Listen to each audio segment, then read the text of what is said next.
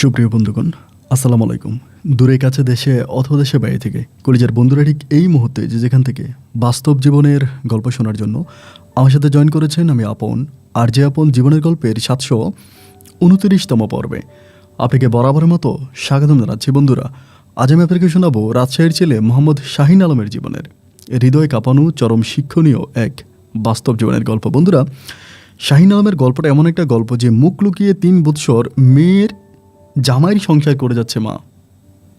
গল্পের টাইটেলটা দেখলে আপনাদের কাছে যেমনটি লাগবে ঠিক আমার কাছে তেমনটি লাগতেছে। প্রিয় বন্ধুরা, আমাদের এই সমাজে, আমাদের এই পৃথিবীতে, বিশেষ করে গ্রাম সম্প্রদায়ের মানুষগুলো মাঝে মাঝে এমন কিছু কাজ করে শুধু একটা কথা ভেবে, তাকে জানেন সমাজ কি বলবে, মানুষ কি বলবে, শুধু ওই একটা জিনিস চিন্তা করে নিজের জীবনের 12টা বাজিয়ে দেয়। ও প্রিয় বন্ধু, আজ আপনাকে বলি, আপনি যদি 3 দিন না খেয়ে থাকেন, আপনার সমাজের মানুষ আপনার মুখে খাবার তুলে দেবেন, আপনাকে জিজ্ঞেস করবে না যে তুই 3 দিন ধরে খাচ্ছিস না কেন। কিন্তু আপনি একটা অপরাধ করেন, দেখবেন 3 গ্রামের মানুষ আপনার বিচার করার জন্য আপনার উঠানে বৈঠক বসাবে। এই হচ্ছে সেই সমাজ। সেই সমাজের কথা কেন চিন্তা করে আমরা নিজের জীবনের 12টা বাজাই? বন্ধুরা, সমাজ কি বলবে, জাতি কি বলবে, গোষ্ঠী কি বলবে, দেশের কি হবে, এই চিন্তা করে আমাদের রাজশাহীর ছেলে শাহিন আলম এমন এক ঘটনা তার জীবনে ঘটিয়েছে। পুরোটা গল্প যদি আপনি শোনেন, আপনি তাজ্জব হয়ে যাবেন। আমি আশা করব আপনার শুরু থেকে শেষ পর্যন্ত গল্পটা শুনবেন এবং গল্প শেষে রাজশাহীর ছেলে শাহিন আলমকে ঠিক আপনার মতো করে একটা মন্তব্য কমেন্ট বক্সে লিখবেন। ধন্যবাদ সবাইকে। সুপ্রিয় বন্ধুগণ, আসসালামু আলাইকুম। আমার নাম মোহাম্মদ শাহিন আলম, আমার বাড়ি রাজশাহী। বন্ধুগণ, আমি আমার জীবনের গল্পটা শুরু করার শুরুতে আপনাদেরকে আমার পরিবারের ব্যাপারে জানিয়ে রাখি। আমার পরিবারে আমি আছি, আমার বাবা আছে, মা আছে, এছাড়া রয়েছে আমার দাদা দাদি সহ আমার 2 জন পুপি, আর তাছাড়া রয়েছে আমার ছোট 3টা বোন। আমরা টোটাল 3 বোন 1 ভাই। আমাদের পরিবারটা রাজশাহী শহর থেকে অনেক দূরে কোনো এক গ্রামের এক নিম্নবিত্ত পরিবার। আমার বাবা পেশায় একজন ফকির। হ্যাঁ, আমার বাবা পেশায় একজন ভিক্ষুক। রাজশাহী রেল স্টেশন, বাস স্টেশনে বিভিন্ন জায়গায় আমার বাবা ভিক্ষা করে বেড়ায়। আমার বাবার একটা পা নেই। আমার বাবা পেশায় ছিল একজন ড্রাইভার। আমি খুব ছোটোকালে শুনেছিলাম যে আমার বাবা নাকি ট্রাক চালাতো, এবং ট্রাক চালাতে গিয়ে একটা সময় আমার বাবা মারাত্মকভাবে অ্যাক্সিডেন্ট করে, এবং ওই অ্যাক্সিডেন্টে আমার বাবার একটা পা হারিয়ে ফেলে। এবং দীর্ঘদিন ধরে চিকিৎসার জন্য যে টাকার প্রয়োজন ছিল, সেই টাকার যোগান দিতে গিয়ে আমার বাবা এই পর্যন্ত যত টাকা ইনকাম করেছিল, সেই পর্যন্ত প্রায় সমস্ত টাকাগুলোই আমার বাবার চিকিৎসার পিছনে ব্যয় হয়ে যায়। আমাদের অবশিষ্ট কোনো রকমের টাকা পয়সা থাকে না। খুবই দুঃখ, কষ্ট আর যন্ত্রণার মাঝে আমার শৈশবের দিনগুলো কাটে। আমি যখন একটু একটু করে বড় হই, আমি ছোটোবেলায় ব্যাপারটা বুঝতাম না যে ভিক্ষুক মানে কি। তো বড় হওয়ার পরে বুঝলাম যে একটা ভিক্ষুকের ছেলের জীবন যে কতটা কষ্টের আর কতটা দুর্বিষয়ের। আমাকে সবাই দেখলে বলতো যে তোর বাবা ভিক্ষা করে, তুই ভিক্ষুকের ছেলে। আমার সাথে মাঠে গেলে কেউ খেলতে চাইতো না, আমার সাথে কেউ কখনো কথা বলতো না। আমাদের এলাকায় আমার কোনো ভালো বন্ধু ছিল না। আমি কাদের সাথে চলাফেরা করতে গেলে তারা আমাকে বলতো যে তোর বাবা ভিক্ষা করে, তুই আমাদের সাথে চলবি কেন? আমার বাবা ভিক্ষুক। শুধু ওই একটা অপবাদের কারণে আমি আমার জীবনে পড়াশোনাটাও করতে পারিনি, আমি স্কুলে পর্যন্ত যেতে পারিনি। খুব কষ্ট করে আমার শৈশবের দিনগুলো এমন করেই কাটতে থাকে। ভীষণ দুঃখ, কষ্ট আর যন্ত্রণার মাঝে দিনগুলো এভাবেই সামনের দিকে অতিবাহিত হচ্ছিল। এরকম করতে করতে আমি মোটামুটি একটু বড় হই। যখন একটু বড় হয়ে আমার বাবা যে ভিক্ষা করতো, তাতে কিন্তু এরকম না যে আমার বাবা খুব কম টাকা পাইতো। মোটামুটি ভিক্ষা করে আমার বাবা অনেক বেশি টাকা ইনকাম করতো, এবং সেই টাকায় আমাদের পরিবারটা অনেক সুখে, শান্তি আর ভালোভাবেই চলতো। কিন্তু ওই যে একটা লাইসেন্স, আমার বাবা ভিক্ষুক, ওই একটা কথার কারণেই সবার কাছে অবহেলিত। এমন করে দিনের রাতগুলো কাটতেছে। আমি মোটামুটি অনেক অংশে বড় হই। বড় হওয়ার পরে আমি তখন ভাবতেছি যে কী করা যায়। ছোটোবেলায় তো পড়াশোনাও করলাম না, প্রাতিষ্ঠানিক কোনো শিক্ষা আমার মাঝে নাই। নিজের নামটা খুব কষ্ট করে লিখতে পারি, নিজের নাম লেখার বাইরে আমি আর কোনো কিছুই করতে পারি না। তখন ভাবলাম যে কী করা যায়, কী এমন কাজ করলে মোটামুটি নিজের পায়ে একটু দাঁড়ানো যায় এবং আমার বাবার এই ভিক্ষুকের পেশা থেকে বাবাকে ফিরিয়ে আনা যায়। এই সমাজে কোনো কিছু করতে গেলে আপনার অনেক বেশি পুঁজির প্রয়োজন, টাকার প্রয়োজন। বাট আমার কাছে ওরকম টাকার যোগান ছিল না। আমি টাকা কোথায় পাবো? যে টাকা আমি ইনকাম করি, মানে যে টাকা আমার বাবা ইনকাম করতো, সেটা দিয়ে পরিবারে চলতো। অবশিষ্ট যদিও কিছু টাকা থাকতো, এগুলো ছোটো বোনদের কথা চিন্তা করে, পুপুর কথা চিন্তা করে আমার বাবা জমাতো। আমাকে দেওয়ার মতো কোনো পুঁজি আমার বাবার ছিল না। এরকম করতে করতে আমাদের এলাকার, মানে আমাদের পার্শ্ববর্তী গ্রামের এক লোক আছে, ওনার আবার অনেক বড় একটা মুদির দোকান আছে রাজশাহী শহরে, মানে মেইন শহরে ওনার অনেক বড় একটা মুদির দোকান আছে। একদিন ওনার সাথে কথা বললাম, কাকা আপনার দোকানে কি আমার কাজে নেবেন? মানে আমি তো এভাবে বাড়িতে ঘুরতেছি, দোকানে যদি কাজ, উনি আমাকে বলে তুই কি হিসাব নিকাশ পারিস? আমি বললাম যে না, আমি তো হিসাব নিকাশ পারি না, আমি নাম ছাড়া কোনো কিছু লিখতে পারি না। উনি আমাকে বলে তাইলে তুই কি মানে এরকম চাউল ডাউল তেল এইসব মানে মাপামাপি করতে পারবি? আমি বললাম এগুলো আমি পারবো, এগুলো আমার মানে আমার জানা আছে। পরে আমাকে বলে ঠিক আছে তাহলে তুই রেডি থাকিস, তোরা কালকে আমি শহরে নিয়ে যাবো। রাতের বেলা এসে তখন আম্মুর কাছে বললাম যে আম্মু এমন এমন ঘটনা, অমুক কাকার সাথে কথা বলছি, তিনি তো তার দোকানে আমাকে নিতে চায়। আমার আম্মা বলে ভালোই তো হয়েছে, খারাপ কি, তাহলে জানা ওর দোকানে কাজ কর। একথা বলার পরে আমি তখন ওনার দোকানে কাজে চলে যাই। ওনার দোকানে কাজে উনি আমাকে কাজে নিয়ে যায়। রাজশাহী শহরেই ছিল ওনার দোকানটা, মানে মেন সিটিদের মধ্যে। তো ওখানে কাজ টাজ করতাম, ভালো টাকায় বেতন পাইতাম, দিনকাল ভালোই কাটতেছিল, বাড়িতেও টাকা টুকা পাঠাইতাম আম্মুর জন্য। এমন করে আমার জীবন থেকে অনেকগুলো বৎসর কেটে যায়, প্রায় আমার 19 বৎসর হয়। এবং ওই 19 বছর বয়সে আমি আমার নিজের ইনকামের টাকায় আমার পুপুর বিয়ে দিই, এবং আমার যে ছোট 3টা বোন ছিল তারই মাঝে 2টা বোনের বিয়ে আমি দিয়ে দিই। একটা বোনের বিয়ে একদম ছোটোবেলায় হয়ে যায়, আরেকটা বোনের বিয়ে হয়, আর আরেকটা বোন আমার অবিবাহিত থাকে, আমার আব্বা আমার সাথে থাকে। তখন পর্যন্ত কিন্তু আমার আব্বা ওই বিভিন্ন জায়গায় ভিক্ষাই করতো। ভিক্ষার পেশা থেকে আমি আমার বাবাকে সরাতে পারি নাই, এবং আমার বাবার ওই ভিক্ষার পেশার কারণে আমার বোন এবং পুপিকে আমরা খুব ভালো জায়গায় বিয়ে দিতে পারি নাই। যদি আব্বা এই মানে প্রফেশনটা ছেড়ে দিত তাহলে আমরা মোটামুটি একটু ভালো জায়গায় আমার বোনদেরকে পুপিকে বিয়ে দেওয়া যেত, কিন্তু আব্বু কোনোভাবে এটা ছাড়বে না। আব্বুর কথা হচ্ছে আব্বু এটা করে আমাদেরকে ছোটোবেলায় লালন পালন করছে, আমাদেরকে বড় করছে, এবং আব্বু এটা ছাড়বে না। মানে টাকার একটা নেশা আমার আব্বুর ভিতরে ঢুকে যায়, যে এটাতে মোটামুটি ভালো টাকা পাওয়া যায়। ওই নেশাটাকে আঁকড়ে ধরে আমার বাবা তখন আর এই প্রফেশনটা ছাড়ে না, ওইটাই করে। এমন করে সময়গুলো কাটতেছে, আমার মোটামুটি প্রায় 20-21 বছর মতো হয়ে যায়। আমি তখন এই দোকানে মানে কাজ করি। কাজ করতে করতে দোকানের যে মালিক ছিল আমার ওই কাকা, ওনার সাথে আমার সম্পর্কটা একেবারে বাপ ছেলের মতো হয়ে যায়। ওনার দোকানে অনেক দিন ধরে কাজ করি, অনেক বছর ধরে কাজ করি, যার জন্য দোকানের সমস্ত হিসাব, সমস্ত কিছু আমার কাছে রাখা। মাল থেকে আনি, কত টাকা বিক্রি করে, কত টাকা পুঁজি আছে, গোডাউনে কীরকম মাল আছে, এই সমস্ত কিছুর হিসাব নিকাশ আমার উপরে থাকে। এবং দোকানটা উনি সম্পূর্ণভাবে আমার উপর ছেড়ে দিয়ে চোখ বন্ধ করে উনি জীবন কাটাচ্ছে। ওনার এই দোকান নিয়ে কোনো চিন্তা ভাবনা নাই, কোনো টেনশন নাই, কারণ দোকানের সমস্ত রকমের দোকানের ইনকাম থেকে শুরু করে যত যাই আছে সব কিছু দোকান আমার উপরে। আমি সব কিছু দেখাশোনা করতেছি, আমি সব কিছু মিলিয়ে খুব ভালো করেই চলতেছি। উনি তখন এইসব নিয়ে কোনো চিন্তা ভাবনা উনি করতেছে না, উনি ওনার মতো থাকতেছে, দোকানপাট ভালো করে চালাচ্ছি। এরকম করতে করতে আমার বয়স যখন প্রায় 21-এর কাছাকাছি, ওই মুহূর্তে আমার মালিকের মা উনি খুব বেশি অসুস্থ হয়ে পড়ে, এবং এতটাই অসুস্থ হয়ে যায় যে উনি মানে ওনাকে নিয়ে আমার মালিক তখন খুব দৌড়দৌড়ির মধ্যে থাকে। আমার কাকা বিভিন্ন ঢাকার বড় বড় হসপিটালগুলোতে দৌড়দৌড়ি করে, এখানে ওইখানে অনেক জায়গায় নিয়ে যায়, কিন্তু কোনোভাবে ওনাকে সুস্থ করা যায় না। দিন যত সামনের দিকে যাচ্ছে উনি ঠিক ততটাই অসুস্থ হয়ে যাচ্ছে, ওনার মানে শারীরিক অবস্থার ততটাই অবনতি ঘটতেছে, খুব খারাপভাবে ওনার দিনগুলো কাটতেছে। এরকম করে সময়গুলো কাটতে কাটতে বেশ কিছুদিন কেটে গেল, প্রায় 3 মাসের মতো। 3 মাস পরে একদিন আমার মালিক আমার দোকানে এসে অনেক হতাশা হয়ে বসে থাকে, মানে দোকানের ক্যাশ ক্যাপাবিলিটি এগুলোর দিকে খুব একটা তাকায় না। উনি খুবভাবে মানে কান্নাকাটি করে, খুব খারাপ অবস্থা হয়ে যায়। আমি তখন বললাম কাকা কী হয়েছে, আপনি তো কখনো এতটা ভেঙে পড়তে দেখি নাই, কিন্তু আপনি এরকম কান্নাকাটি কেন করতেছেন, সমস্যা কি? উনি আমাকে বলে যে এই পৃথিবীতে আমি সবচেয়ে বেশি ভালোবাসি আমার মাকে, আমার মা আমার কাছে জান্নাত। আমি আমার মাকে এত ভালোবাসি যে আমার মায়ের চেয়েও পৃথিবীতে বড় কিছু হতে পারে না, কিন্তু আজকে আমার কেন জানি অনেক খারাপ লাগতেছে, আমার মাটা আর বাঁচবে না। এটা শোনার পর আমার তখন খুব খারাপ লাগলো যে কী বলেন আপনার আম্মা বাঁচবে না কেন, আপনার আম্মার এমন কী হয়েছে যেটার জন্য উনি বাঁচবে না? মালিক আমাকে তখন বলল যে আমার আম্মুর নাকি 2টা কিডনি নষ্ট হয়ে গেছে, মানে 2টা কিডনি নষ্ট, এবং যার জন্য উনি মারা যাবে। আমি তখন বললাম যে অনেকেই তো কিডনি ট্রান্সফার করা যায়, এবং কিডনি ট্রান্সফার করে বাঁচানো যায়, আমাদের তো টাকা পয়সার অভাব নেই, আপনার তো অনেক টাকাই আছে, আপনি কিডনি ট্রান্সফার করেন। ডাক্তার বলে যে মানে উনি বলতেছে আমার মায়ের অবস্থা খুবই ক্রিটিক্যাল, 2-1 দিনের ভিতরে কিডনির প্রয়োজন। আমরা অনেক জায়গায় নিউজ দিয়েছি, বাট কোথাও কিডনি হচ্ছে না, মানে পাচ্ছি না ওরকম করে। আমি তখন বললাম আমি চাইলে কি কিডনি দিতে পারবো, এমন করেই বললাম। উনি আমাকে বলে তুই কি দিবি নাকি, তোর ব্লাডের সাথে মিলবে? আমি বললাম তো তা তো জানেন। উনিও বলে যাতো একটু শহরের যাতো, এই হসপিটালে গিয়ে রিপোর্টগুলো নিয়ে দেয়, তো তোর সাথে মিলে কিনা। পরে আমি হসপিটালে গেলাম, হসপিটালে গিয়ে আমি তখন রিপোর্টগুলো দেখালাম।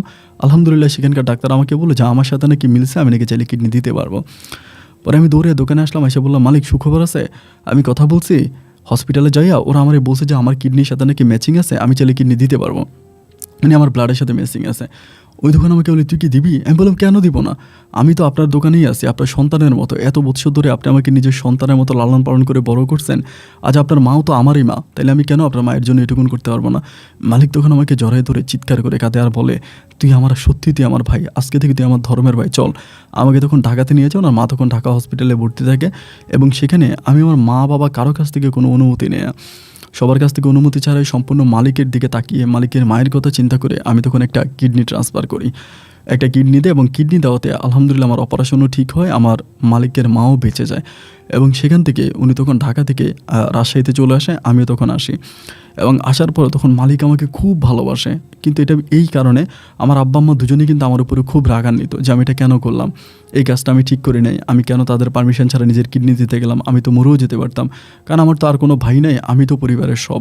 তো এই জন্য আম্মু খুব টেনশন করতেছিল। যাই হোক, আলহামদুলিল্লাহ আমার কোনো সমস্যা দেখা দেয় নাই, আমি সুস্থ সবলভাবেই কিডনি ট্রান্সফার করে অপারেশন সাকসেসফুল হয়, দেন আমি রাজশাহীতে ফিরে আসি। পরে এরকম করে আরও 1 বছর মালিকের এখানে কাজ করে। মালিকের মা তখন আমাকে খুব আদর করে, মানে অনেক যত্ন করে, সবসময় আমাকে ডাকে, কাছে ডাকে, নিজের সন্তানের মতো আদর করে, খুব ভালোবাসে। এরকম করতে করতে প্রায় 1 থেকে 1.5 বছরের মতো কেটে যায়। একদিন মালিক আমাকে সন্ধ্যার সময় আমাকে বলে যে, শাহিন একটা কাজ কর, অন্যরা দোকানে থাকুক, দোকানে আরও কর্মচারী ছিল, বলে বাকিরা থাকুক, তুই একটু আমার সাথে আয়। পরে আমাকে রাজশাহী স্টেডিয়ামের ওখানে নিয়ে বসায় বলতেছে যে, শাহিন কী চিন্তা করলি, আমাকে বলে। আমি তখন বললাম, কী চিন্তা করবো মানে, আমার তো চিন্তা ভাবনার কিছুই নেই, আপনার দোকানে কাজ করতেছি, চলতেছি তো ভালোই। উনি আমাকে বলে, এভাবে তো একটা মানুষের জীবন কাটতে পারে না, তুই আমার দোকানে কাজ করিস, মাস শেষে বেতন পাচ্ছিস, এটার উপরে তো তুই ডিপেন্ড থাকতে পারবি না, তোকে তো অন্য কিছু করতে হবে। আমি তখন বললাম যে, অন্য আর কি করব, অন্য আমার কি করার আছে? উনি আমাকে বলে, তুই নিজে কোনো একটা ব্যবসা বাণিজ্য শুরু কর, কারণ এত বছর ধরে তুই মুদির দোকান চালাইতে আসিস, কীভাবে দোকান চালাইতে হয়, মাল কীভাবে বিক্রি করতে হয়, এই সব কিছু সম্বন্ধে তোর ভালো অভিজ্ঞতা আছে, তুই চাইলেই একটা মুদির দোকান খুলে দিতে পারিস। আমি তখন বললাম, আপনি এটা কথা বললেন, আমি হুট করে মুদির দোকান কীভাবে দিব? একটা মুদির দোকান দেওয়া কি মালিক এত সহজ? কত টাকা পয়সার প্রয়োজন? এত টাকা পয়সা আমি কোথায় পাবো, আপনি বলেন তো? আমার কাছে এত টাকা আছে? উনি আমাকে বলে, তুই আমার ভাই ডাকছস না, আমার কি টাকার অভাব আছে? তুই কোথাও দোকান দেখ, আমি তোর যত টাকা লাগে তোর আমি যোগান দিব। আমি তখন বললাম, দোকান আমি কোত্থেকে দেখবো? উনি আমার বলে, তাহলে একটা কাজ কর, আমার পাশের যে দোকানটা আছে ওই দোকানটা তো নাকি বিক্রি করে দিবে, ওই দোকানটা নিয়ে নে, আমাকে বলতেছে। আমি তখন বললাম, এটা আপনি কি বলেন? আপনার পাশে যে দোকানটা বিক্রি করবে এটা যদি আমি নিয়ে নেই, তাহলে আপনার দোকান চালাবে কে? আপনার দোকানে সব কিছুই তো আমি করি। উনি আমাকে বলে, সমস্যা নাই, দোকানটা তো অন্য ছেলেরা আছে, তারা চালাবে, আর আমিও পাশাপাশি বসবো, আমিও একটু বেশি করে দোকানে সময় দেবো, তাহলে ঠিক হয়ে যাবে, তুই আমার পাশের দোকানটা চালু কর, আমাকে বলতেছে। তো আমি বললাম, পাশের দোকান চালু করবো এখন, এটা কি ঠিক হবে? উনি বলে, হ্যাঁ ঠিক হবে, সমস্যা নাই, তো তুই যে পাশের দোকানটা চালু কর, আমি তোর নিয়ে দিব। এরপরের দিনে সকালবেলা দোকান মালিকের সাথে কথাবার্তা বলে কিছু টাকা অ্যাডভান্স দিয়ে আমার মালিক তখন আমাকে আমার পাশের দোকানটাতে বসাই দিল, যে তুই পাশের দোকানটাতে বস, এই দোকানটা তুই চালা। এবার আমি দোকান চালাইতেছি, কিন্তু দোকানে তো মালামাল অতটা নাই, যার জন্য ওনার দোকান থেকে উনি যাই কিছু অর্ডার করে ডাবল অর্ডার করে, একটা আমার দোকানের জন্য আর একটা ওনার দোকানের জন্য। তো আমার দোকানের জন্য যে মালগুলো অর্ডার করে, উনি আমাকে বলে যে, তুই দোকানে মাল বিক্রি করে তারপরে দিবি, সমস্যা নেই। মানে উনি জামানত হওয়ার কারণে কোম্পানি আমাকে অ্যাভেলেবেল মাল দিতে আসে, মানে আমার দোকানটা একেবারে ভরপুর করে দিছে, এমনভাবে ভরপুর করছে। আর আমি তো বিক্রয়ের টেকনিক জানি ভালো, যার জন্য আমি দেখি যে আমার মালিকের দোকানের সমস্ত কাস্টমারগুলো আমার কাছে চলে আসতেছে। আমি প্রায় 1 বছর দোকানদারি করি, এই 1 বছর আমার মালিকের দোকানটায় একদম কানা হয়ে যায়, মানে ওনার দোকানের সেল একেবারেই কমে যায়, আমার সেলটা অনেক বেড়ে যায়, কারণ সবাই তো আমাকে চিনে, এই এলাকার সমস্ত মানুষ আমাকে চিনে, সবাই আমার দোকানেই আসে, আমার দোকানে এসে আমার কাছ থেকে মালামাল নিয়ে যায়। যার জন্য আমার ভিতর তখন একটা সময় খুব খারাপ লাগা কাজ করতে শুরু করে, মানে আমার ভিতরে মনে হয় যে মালিকই তো আমাকে দোকানটা দিচ্ছে, ওনার কারণেই তো আমি আজকে একটা দোকানের মালিক হয়েছি, বা মোটামুটি এত টাকার মালিক। এখন আমি কীভাবে আমার মালিকের দোকানটাকে অন্ধ করে দিয়ে আমি আমার দোকানটাকে ডেভেলপ করব? মানে নিজের ভিতর তখন একটা খারাপ লাগা কাজ করতেছে, যেহেতু আমার মালিকের দোকানের সব কাস্টমার তখন আমার দোকানে চলে আসতেছে। আমি তখন আমার মালিককে বললাম যে, মালিক, আমি আর এই দোকানটা চালাবো না, মানে ডিরেক্টলি বললাম, আমি আপনার দোকানে কাজ করব। উনি আমার বললো, মা বোকা ছেলে বলে কি, তুই তোর দোকান চালাবি, ইনকাম হচ্ছে না, কোনো সমস্যা? আমি বললাম, হচ্ছে, ঠিক আছে, কিন্তু মালিক আমি একটা জিনিস খেয়াল করে দেখতেছি, আমার দোকানের যত কাস্টমার সমস্তগুলো আপনার দোকানের কাস্টমার, সব আপনার দোকান থেকে আমার দোকান থেকে মাল নেয়, আপনার দোকানে যায় না, সো এটা আমার কাছে ভালো লাগে না। উনি আমাকে বলে, আরে সমস্যা নাই বেটা, ইনকাম কর, তুই এখন যুবক ছেলে, তো টাকা পয়সার দরকার, তুই কামা, আমি তো সারা জীবনে কামাইছি। আমি তখন বললাম, না মালিক, আমি এই দোকানটা চালাবো না, আমি দোকানটা ছেড়ে দিব, মানে এক কথাই সোজা। উনি আমাকে বলে, ছাড়বি কেন? আমি আর কোনো কিছু বললাম না, দোকান মালিককে বলে দিলাম যে, আপনি দোকান অন্য কোথাও ভাড়া দেন বা কী করবেন, আমি দোকান চালাবো না। এই বলে আমার দোকানের যত মালামাল ছিল সব কিছু নিয়ে আমাদের যেই মানে আমাদের যে থানায় ছিল তখন আমি আমাদের থানায় দোকানটা ট্রান্সফার করে ফেলি, মানে আমাদের এলাকার ভিতরে, এলাকায় থানায় পৌরসভার ভিতরে আমি তখন মুদি দোকানটা ওখান থেকে ট্রান্সফার করে ডিরেক্টলি ওইখানে নিয়ে যাই। তো এতে আমার মালিক একটু রাগান্বিত হয়তো কেন নিয়ে গেলে, আমি যে কেন নিয়ে যাই এটা আমি নিজেই জানি, কারণ আমি কখনো আমার মালিকের উপরে এত বড় জুলুম করতে পারবো না, এই জন্য আমি তখন এখানে চলে যাই।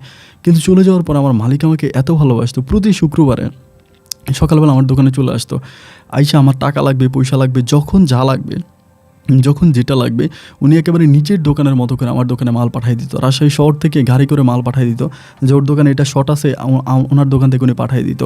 এত পরিমাণে উনি আমাকে টেক কেয়ার করে, যত্ন করে। এমন করতে করতে আলহামদুলিল্লাহ আমি মোটামুটি আমাদের জেলা শহরে, মানে আমাদের থানায় যে শহর আছে এখানে আমি মোটামুটি আমাদের মফস্বল সিটিতে আমি খুব পরিচিত একজন মুদির দোকানদার হয়ে যাই। পাশাপাশি আমি কিছু নামকরা কোম্পানির হচ্ছে নিই, মানে ডিস্ট্রিবিউটার নেই, ওদের কোম্পানি ডিস্ট্রিবিউটার নিই। তখন আমি মোটামুটি ভালো টাকা ইনকাম করতেছি, সব কিছু মিলে আমার নিজস্ব দুইটা টেম্পু ছিল, ইনকামও খুব ভালো হচ্ছে, একেবারে পরিচিত একজন বিজনেসম্যান হয়ে যায়। বড় বড় অনুষ্ঠানে এখানে সেখানে মানুষ তখন আমাকে ডেকে নিয়ে যায়, আমি তখন অনুষ্ঠানগুলোতে অ্যাটেন্ড করি, ভালোই লাগে। বাট ওই সময় আমি একরকম প্রেশার দিয়ে আমার আব্বার ভিক্ষাটা বন্ধ করাই দিই, একদম প্রেশার দিয়ে, কঠিনভাবে প্রেশার দিয়ে আব্বুর ভিক্ষা বন্ধ করাই। আর আব্বু তখন অনেকটা মানে বয়স্ক হয়ে যায়, তো আব্বু তখন আর ওভাবে আমার প্রেশারে আব্বু তখন আর ভিক্ষা করতে যাইতো না, বাড়িতেই থাকতো। এমন করতে করতে আমার বয়স প্রায় 23 থেকে 24-এর কাছাকাছি হয়ে যায়। তো 23-24 মানেই একটা গ্রামের ছেলের জন্য মোটামুটি ভালোই বয়স হয়েছে। তো তখন থেকে আমার আম্মু আমাকে সবসময় বলে যে আমার ছোটো বোনগুলো কিন্তু সবগুলোরই বিয়ে হয়ে যায় পরিবারে, তখন শুধু আমার মা, আমার বাবা আর হচ্ছে আমার দাদি থাকে, আমার দাদাভাই মারা যায়, পরে তারাই থাকতেছে। আম্মু বলতেছে তোর একটা বিয়ে করা খুব দরকার, একটা বিয়ে কর, একটা বউ আসলে তোর ঘরটা আলোকিত হবে। এবং একটা বিয়ের জন্য মা আমাকে তখন খুব প্রেশার দিতেছে, তোর একটা বিয়ে করা খুব জরুরি, একটা বিয়ে কর। তো আমি তখন বললাম যে আম্মা আসলে আমার বিয়ে শাদী করার কোনো ইচ্ছা নাই, আমি এই মুহূর্তে বিয়ে শাদী করবো না। কিন্তু আম্মু আমাকে এতভাবে প্রেশার দিতেছে বিয়ে আমার করাই লাগবে, মানে আমার বিয়ে করতেই হবে। তা আমি তখন চিন্তা করলাম যে বিয়ে করব, আমাকে জাস্ট তুমি আর 6টা মাস টাইম দাও। আম্মুর কাছ থেকে আমি 6টা মাস টাইম নিই। 6টা মাস টাইম নেওয়ার কারণ হচ্ছে আমি এই ব্যবসাগুলোর পাশাপাশি একটা মেয়েদের ক্লথের ব্যবসা করতে যাচ্ছিলাম। মানে আমাদের এই জেলা শহরটার ভিতরে মেয়েদের বিভিন্ন যে বুটিক্সের যে ডিজাইন করা জামাগুলো হয় না, এগুলো অনেক ভালো চলে। তো মুদির দোকানের পাশাপাশি আমি ওই ক্লথের বিজনেসটা করতে যাচ্ছিলাম। তো 6 মাসে আমি এটা দাঁড়াও করাবো, এরপর আমি বিয়ে করব, ওরকম একটা প্ল্যানিং করে আমি তখন 6 মাসের ভিতরেই এই যেরকম প্ল্যানিং করছি ওরকমই সাকসেস হই। আমি একটা মেয়েদের ক্লথের দোকান খুলি, এটাতে আমি ঢাকা থেকে বিভিন্ন ধরনের ডিজাইন করা বিভিন্ন জামাগুলো বুকে, তারপরে বিভিন্ন অংশে ডিজাইন করা সুন্দর সুন্দর জামাগুলো আমি তখন আমাদের ওই মানে থানা শহরে এনে বিক্রি করতেছি, খুব ভালোই চলতেছে এবং সেই ব্যবসা আমার অনেক লাভ হচ্ছে। তো 6 মাস পরে আম্মু তখন আমার জন্য একটা মেয়ে ঠিক করলো, আমাদের গ্রাম থেকে মোটামুটি বেশ দূরেই, খুব ছোট্ট একটা মেয়ে, মাত্র ইন্টারমিডিয়েটে পড়ে, এসএসসি পরীক্ষা দিয়েছে। মেয়েও দেখতে শুনতে অনেক ভালো, আমার আম্মুর মতে আর কি, আম্মুর ভাষ্য মতে আমাকে ছবি দেখাইলো, আমিও দেখলাম। পরে একদিন শুক্রবারে আমি আমার মালিককে ফোন করলাম যে মালিক এমন এমন ঘটনা, তো মেয়ে দেখতে যাবো। তো আমার মালিক বলতেছে ঠিক আছে তুই যা, আমি তো একটু ব্যস্ত। ওই সময় মালিক একটু ব্যস্ত ছিল, ওনার আবার মেয়ে আসতো, ওনার মেয়ের বিয়ে নিয়ে উনি একটু ব্যস্ত। তো আমাকে বলে তুই যা, কী হয় না আমাকে জানাইস। পরে আমি আমার আব্বু আম্মুকে নিয়ে মেয়ে দেখতে গেলাম এবং মেয়েও দেখার পর এক দেখায় মেয়ে আমার পছন্দ হয়ে গেছে। মেয়েও খুব সুন্দরী টুন্দরী সবই, অ্যান্ড হওয়ার পরে আমার আম্মা বলে তোর পছন্দ হয়েছে, আমি বলে পছন্দ হয়েছে। এই মেয়ের বাবা তখন বলে যে আপনার যদি পছন্দ হয়ে থাকে, আমার ছেলের সম্বন্ধে আমি যতটুকু জানছি, ছেলের ব্যবসা বাণিজ্য বা ছেলের সম্বন্ধে যা জানছি, আমার আর কোনো কিছু জানার অবকাশ নাই। আমি চাই আপনারা যদি বিয়ে করাই লাগে তাহলে আমার মেয়েকে আপনারা আজকে বিয়ে করে ফেলেন, এজেসারা করে ফেলেন। তা আমরা কিন্তু বিয়ের প্রস্তুতি নিয়ে যাই না যে আমরা বিয়ের প্রস্তুতি নিয়ে গেছি বিয়ে হবে এরকম না, আমরা এমনি নর্মালি গেছি।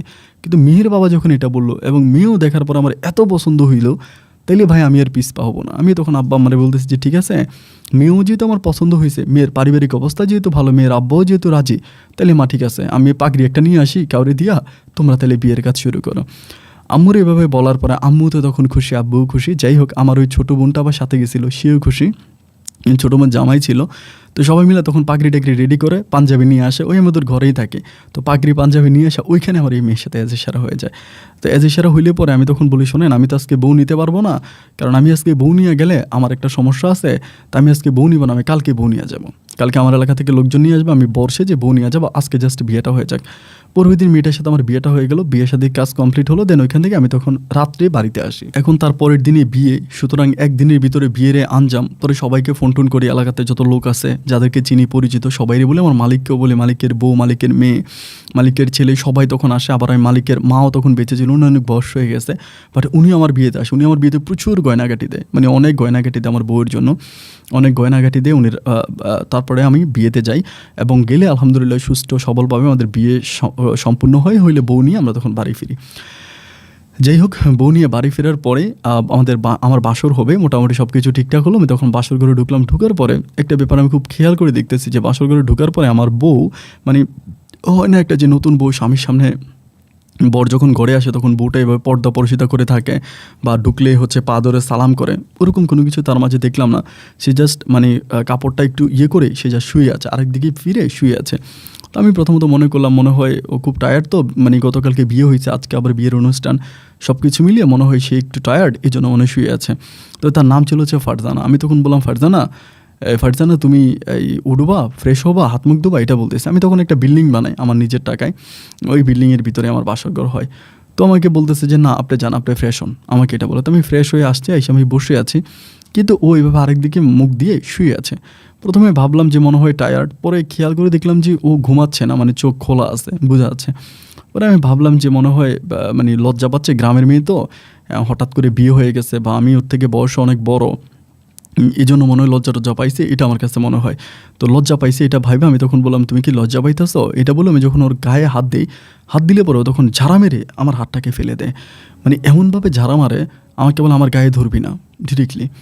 এটা বলার পর আমি তো তখন অবাক হয়ে যাই, কী বলে গায়ে ধরবো না। আমি তখন বললাম তুমি কী হয়েছে, তোমার কি জিনে ধরছে, তুমি এইসব কী কথা বলতেছো, আমি তোমার গায়ে ধরবো না, মানে আমি তোমার হাজব্যান্ড না।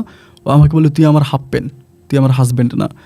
আমি তখন বললাম মানে তুই করে কেন কথা বলতেছো, এটা কেমন কথা শোনায়, আমি তোমার স্বামী, তুমি আমাকে কোথায় সম্মান দিবা, বাসর ঘরে ঢুকলে পা ধরে সালাম করবা। ও আমাকে বলে এর আগে কয়টা বাসর করছিলি, কেমনে জানোস যে পা ধরে সালাম করা। তোর আজকে একটা কথা বলি মনে রাখবি, কোনো দিন বউ যদি আরেক দিকে ফিরেই কথাগুলো বলতেছে, আমার দিকেই ফিরে না, কোনো সময় বউ যদি অনুমতি না দেয়, বউর অনুমতি ছাড়া বউর সাথে যদি কোনো সম্পর্ক করতে যাস তাহলে তাকে এটা দর্শন করা হয়। আমি আশা করি তুই কোনো দর্শক না, আমাকে এরকম করে বলে। ভাই কথাগুলো শোনার পরে আমি তখন মানে একেবারে মানে ঠপকেছে যে ওইগুলো কী বলে। আমি তখন বাসরঘর থেকে বেরোয়ার পর অনেকেই বলে কী হয়েছে, বেরোইলি কেন। এখন মানুষের কাছে বা কী বলবো, একটা লজ্জার ব্যাপার না। আমি তো মোটামুটি পরিচিত একটা মানুষ, এখন কে কী বলবে, যার জন্য আমি আবারও বাসর ঘরে ঢুকলাম। ঢুকে দেখলাম যে ওর মন মানসিকতা অতিরিক্ত খারাপ, মানে খুবই খারাপ। আমার দিকে ফিরে তাকায়ও না, আমার সাথে কথাও বলে না, খুব খারাপ একটা মোড মেশা নিয়ে আছে। পরে আমি চিন্তা করলাম এখন যদি আমি কথাবার্তা বলি, আরে ছোটো মেয়ে তো আবার কী করে না করে, আমি তখন চুপচাপ হয়ে শুয়ে গেলাম। আমিও ক্লান্ত ছিলাম, যেহেতু আগের দিন বিয়ের আঞ্জাম করছিলাম, সব কিছু মিলিয়ে ক্লান্ততার কারণে ভাই আমার ঘুম চলে আসে, আমি ঘুমিয়ে যাই। এখন ঘুম থেকে উঠি সকালবেলা, উঠে আমি তখন ফজরের নামাজটা পড়ে আমার আম্মু কিন্তু ব্যাপারটা খেয়াল করছে যে আমি ফজরের নামাজ পড়ছি। ফজরের নামাজ পড়ে দেন ও তখন ঘুম থেকে উঠলো, ওঠার পরে নাস্তা দিলে আজকে ওদের বাড়ি থেকে মানুষ আসবে, তোদের বাড়ি থেকে মেহমান অতিথি আসলো, সবাই আসার পরে ওরে তখন নিয়ে গেছে সাথে করে, ওরে নিয়ে গেছে, আমাকেও নিতে চাইছিল, বাট আমি বললাম আমি যাব না, আমি পরের দিন যাবো, এই কথা বললাম। কিন্তু পরের দিন আমি আর গেলাম না, কারণ আমি কার বাসায় যাব, ও তো আমার সাথে এরকম ব্যবহার করছে। আমি যাই না, মেয়ের বাবা ফোন করে, বাবা তুমি আসতেছো না কেন শাহিন, আমি বললাম যে আব্বু আমি তো একটু ব্যস্ত, দোকানের মধ্যে আছি, এই আপনি একটু করেন, সমস্যা না আমি আসবো। পরে যেদিন আমার যাওয়ার কথা ওই দিন বিকালবেলা, মানে যেটাকে বলে ফিরানি, যেটাকে বলে আর কি, মানে ছেলের পক্ষ থেকে যখন যায় মেয়েকে নিয়ে আসার জন্য, পরে আমার দোকানে আমার মালিক ওই দিন বিকেলবেলা আসে, মানে মালিক বলতে আমার শ্বশুর আর কি। এসে আমাকে বলতেছে শাহিন আজকে তো আপনার আমার বাড়িতে যাওয়ার কথা ছিল, আপনি গেলেন না যে। আমি তখন বললাম না আব্বু ব্যবসা বাণিজ্য নিয়ে একটু ব্যস্ত তো, এই জন্য। পরে উনি আমাকে বলে আচ্ছা আমি আপনার সাথে একটু কথা বলবো, আপনি এখান থেকে উঠে একটু গোডাউনের দিকে চলেন। পরে ক্যাশ থেকে উঠলাম, উঠার পর ওনার সাথে আমি গোডাউনে ঢুকলাম। গোডাউনে ঢুকার পরে উনি আর আমি দুটো চেয়ারে বসলাম, বসার পরে উনি ওর দিকে তাকে বলতেছে শাহিন আপনি কি কোনো ব্যাপারে আপসেট, মানে আপনি কি কোনো ব্যাপারে মনোমালিন্যতা আছে, আমার উপরে কোনো ক্ষোভ রাগ অভিমান। আমি তখন অনেকে বললাম যে না ক্ষোভ রাগ অভিমান কিছু নেই, কিন্তু আপনাকে আমার একটা প্রশ্ন করার আছে, একটা প্রশ্ন করতে চাই। উনি আমাকে বলে হ্যাঁ করেন। আমি বললাম মানে আপনি কি আপনার মেয়ের মতে তাকে বিয়ে দিয়েছিলেন নাকি জোর করে বিয়ে দিয়েছেন। এটা বলার পরে উনি তখনই আমার দিকে তাকে মানে একটু বিস্মিত হয়ে যায় আর কি, অবাক হয়ে যায় প্রশ্নটা শোনার পরে। উনি তখন বুঝে যায় যে আমি ওনাকে কী বলতে চাচ্ছিলাম। উনি তখন বলে বাবা দেখেন ছোটো মেয়ে তো, এখন এই ছোটো মেয়ে এদের এই আবেগী বয়স, টেনেটসের বয়স, এই বয়সে কত ভুলটুল করে। মেয়ে মানুষ তো, ছোটো মেয়ে, এই জন্য হয়তো ও রাজ্যে ছিল না, ওই বয়সে বিয়ে করতে চায় নাই, তা আমি ওকে জোর করে বিয়ে দিয়েছি, এটা সত্য কথা। তা আমি তখন বললাম যে জোর করে বিয়ে দিয়েছেন, বিয়ে বসতে চায় নাই, এটা এক কথা। আরেক কথা হচ্ছে যে সে অন্য কাউকে ভালোবাসে। তার কাছে বিয়ে না দিয়ে আমার কাছে বিয়ে দিয়েছেন। উনি বলেন না না না না আস্তাগফিরুল্লাহ, তুমি আমার পরিবার নিয়ে এ ধরনের কী কথা বলছো? না, আমার পরিবার এরকমই না, আমার মেয়ের সম্বন্ধে তুমি এ ধরনের কথা বলতেই পারো না, আমার মেয়ে যথেষ্ট পরিমাণের ভালো মেয়ে, আমাদের পুরো এলাকার মানুষ জানে আমার মেয়ের মতো মেয়ে হয় না, ও যথেষ্ট লক্ষ্মী নম্র ভদ্র একটা মেয়ে। না না না, এটা তোমার ধারণা ভুল। আমি তখন বললাম ঠিক আছে আব্বা, আমার ধারণা যদি ভুল হয়ে থাকে তো ভুলই, আমি স্বীকার করলাম, কিন্তু আপনি এমন কোনো কিছু করবেন না যেটার কারণে আমি সমাজে মুখ দেখাতে পারবো না। উনি আমাকে বলে না না না বাবা, তুমি এটা কী বলতেছো, আমি কালকে ওরে পাঠাই দিব। এই কথা বলে উনি খুব তড়িগড়ি করে আমার সামনে থেকে উঠে চলে যায়। উনি চলে যাওয়ার পরে আমি আর ওনাকে কোনো কিছু বলিনি, উনি চলে গেছে। আমি তখন বসে আছি যে ঠিক আছে দেখা যাক কী হয়, উনি কী করে। পরিশেষে উনি তখন করলো কি, এর পরের দিন ওনার মেয়েকে উনি ফিরতে আমাদের বাড়িতে দিয়ে গেল। তো ওই দিন রাতে আমি তখন 10:30টার দিকে গেছি বাড়িতে, যাওয়ার পরে মানে গ্রামে গেছি, যাওয়ার পরে আমি তখন ঘরে ঢুকলাম। ঢোকার পরে রুমে ঢোকার পরে ও তখন মানে খুবই চঞ্চলে, মানে জিন্স প্যান্ট আর টি শার্ট পরে আছে, মানে খুবই চঞ্চলে ভাব, যেন আমাকে মারবে। মানে একটা মানুষকে মারার জন্য যে একটা প্রস্তুতি না, মার্শাল রেডি করতেছে এরকম। তাই আমি ভিতরে ঢুকে বললাম যে ফারজানা, তোমার কি কোনো ব্যাপারে তুমি কি আমার উপরে রাগ নাকি, মানে বুঝলাম না। ও আমাকে বলতেছে যে আপনাকে অনুরোধ করি, মানে আমি আপনাকে খুবভাবে অনুরোধ করি, আপনি এমন কিছু করার চেষ্টা করবেন না যেটা করলে আমি বাধ্য হই আপনার সাথে খারাপ হওয়ার জন্য। আমি আপনার সাথে খারাপ হতে চাই না, কিন্তু আপনি আমাকে খারাপ করতে বাধ্য করবেন না, দয়া করে প্লিজ, অনুরোধ। তাই আমি বললাম আচ্ছা ঠিক আছে, আমি তোমারে খারাপও করবো না এবং তোমারে খারাপ করা আমার কোনো দরকারও নাই, কিন্তু তোমাকে জাস্ট আমি একটা অনুরোধ করি, তুমি আমার সামনে ঘরের মধ্যে যা করার করো, কিন্তু তুমি কখনো এই ব্যাপারগুলো বাইরের মানুষের সামনে করো না, কারণ আমাদের এই সমাজে আমার একটা মান সম্মান আছে, আমি একজন প্রতিষ্ঠিত ব্যবসায়িক, মানুষ আমাকে খারাপ কথা বলবে। ও আমাকে বলে না না না, আমি বাইরে কেন বলবো, আপনি যদি আমার ভিতরে আমার কথা শুনেন তাহলে বাইরে আমি আপনার কথা শুনবো। আমি বললাম আচ্ছা ঠিক আছে ওকে, আমি তোমার ভিতরের কথা শুনে আমার কী করতে হবে। ও বলে আমার অনুমতি ছাড়া আমার গায়ে হাত দিতে পারবেন না। আমি তখন বললাম ঠিক আছে দিব না, তোমার অনুমতি ছাড়া তোমার গায়ে হাত দিব না। এইভাবে একদিন দুদিন না, টানা 15টা দিন কেটে যায়। ও ওদের বাড়িতে যায়, আবার আমাদের বাড়িতে আসে একইভাবে, কিন্তু আমি ওদের বাড়িতে আর যাই না। ওদের বাড়িতে ওই যে বিয়ে হয়েছে, বিয়ের দিন আমি গেছিলাম, এরপরে আমি আর একবারও যাই না, আমি আর যাবোই না। আমার কথা হচ্ছে এটা, আমি তো বুঝছি এখানে কিছু একটা। 15টা দিন পার হয়ে যাওয়ার পরে ঘরে পাশে বউ শুয়ে আছে, তার গায়ে ধরতে পারি না, তার সাথে ঠিকমতো দুইটা কথা বলতে পারি না। এর চেয়েও বড় কষ্ট তো একটা স্বামীর জন্য আর কিছু হতে পারে না, একটা পুরুষ মানুষের জন্য। একদিন খুবই মন খারাপ করে আমি তারে বললাম যে ফারজানা, তুমি আমার বিয়েটা কেন করছিলা 15 দিন পরে? ও আমাকে বলতেছে বিয়ে তো আমি করি নাই, আমার পরিবার বিয়ে দিছে। তাই আমি বললাম তুই কি কবুল বলো নাই, কাবিন পেপারে সিগনেচার করে নাই? ও বলে হ্যাঁ করছি, কাবিন পেপারে সিগনেচারও করছি, কবুলও করছি, কিন্তু আমি বাধ্য হয়েছি এগুলো করতে। আমি তখন বললাম কেন, আমাকে কি তোমার পছন্দ হয় নাই? ও বলে পছন্দ অপছন্দ তো পরে, একটা মানুষকে দেখলেই না পছন্দ অপছন্দের কথা আসে, আমি কি আপনাকে দেখছি? আমি তখন বললাম তো আজকে 15 দিন আমার সংসার করতেছে, আমাকে দেখো নাই? আমাকে বলে না, আমি কোনোদিনও আপনাকে ওভাবে দেখি নাই, আপনি কেমন দেখতে ওটা আমার জানারও প্রয়োজন নেই, বাড়তি কথা বলবেন না, ঘুমায় যান। এই কথা বলবো তখন ঘুমাই যাওয়ার জন্য প্রস্তুতি নেই। তো সেদিন আমার রাগটাও মনে হয় একটু বেশি থাকে, মানে রাগ বেশি থাকে, মনে ধাক্কা দিই। এই 15 দিন পরে একটা ধাক্কা দিয়ে বলে যদি ঘুমাইতেও হয় তাহলে নিচে গিয়ে ঘুমা, আমার পাশে ঘুমাইলে আমি তোর গায়ে ধরবো। একটু আমি ওদের একটু মানে রোড বাসা করি, তুই করি। ও আমাকে বলে আপনি আমার সাথে এইভাবে কথা বলতেছেন? আমি বললাম বাহ দেখছো, আমি যখন তোমারে আর তুমি বলতাম তখন তুমি আমারে তুই বলতে, এখন আমি যখন তোমাকে তুই বলতেছি এখন তুমি আমাকে কি সুন্দর করে আপনি বলতেছো। আসলে যারাই ইশারা ইঙ্গিতে হয় না, তারা মায়ের কিল আর ঘুষি দিয়ে ঠিক করতে হয়। আমাকে তখন বলতেছে তার মানে কি আপনি আমার নামে আমারে মারবেন? আমি কালকে গিয়ে আপনার নামে মামলা দিব, কালকে গিয়ে আপনার নামে মামলা দিব। মামলার কথাটা শোনার পরে আমার ভিতরটা কেমন জানি কেঁপে ওঠে, কারণ এই মামলা মোকদ্দমাগুলোকে আমি ভয় পাই। আমাদের পাশের এক ব্যবসায়িক মানুষ, উনি ওনার বউয়ের মামলায় একেবারে নিঃশেষ হয়ে গেছে, একেবারে নিঃশেষ, কিচ্ছু নাই, শুধু বউয়ের মামলায়। এখন মামলার কথা যখন আসছে আমি তখন ভয় পেয়ে বলতেছি যে তুমি এরকম কেন বলতেছো, মামলা কেন করবা, মানে মামলা করার মতো কি হয়েছে, এমনটা কেন করতেছো? আমাকে তখন বলতেছে আচ্ছা আমি আপনাকে একটা কথা স্ট্রেট জানিয়ে দিই, আপনি আমাকে বিয়ে করছেন ভালো কথা, কিন্তু আপনি আমার কাছ থেকে কখনো স্বামীর অধিকারটুকুন পাবেন না, এটার জন্য আপনার বৃথা চেষ্টা করে কোনো লাভ নাই।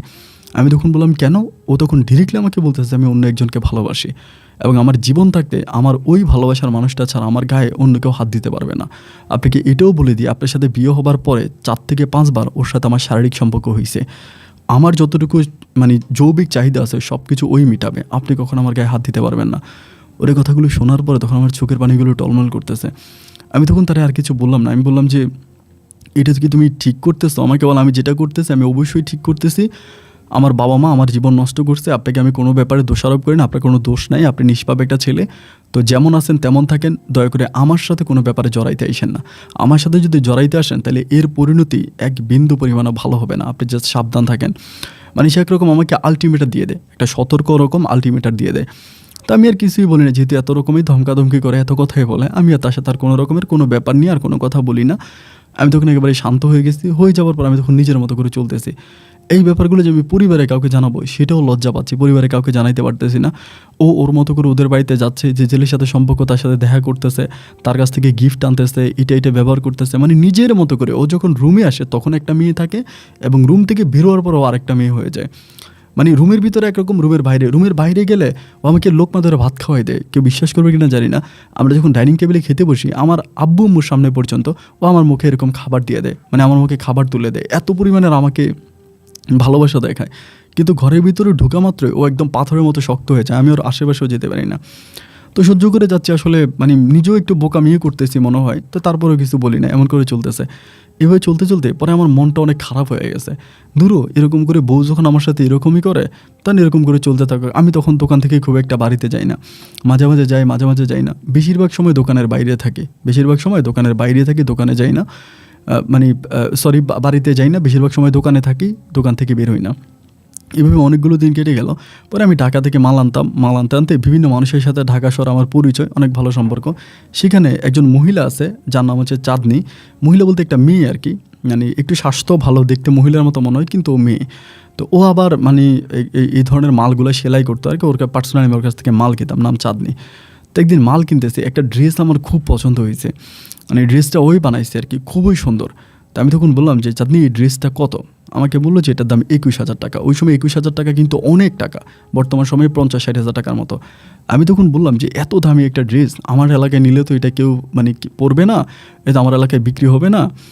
তো আমি যদি একটা প্রিয় মানুষ থাকতো, আমি আমার প্রিয় মানুষটার এই ড্রেসটা গিফট করতাম। ওকে বলতেছি। ও আমাকে বলে, কি বলেন, আপনার কোনো প্রিয় মানুষ নাই?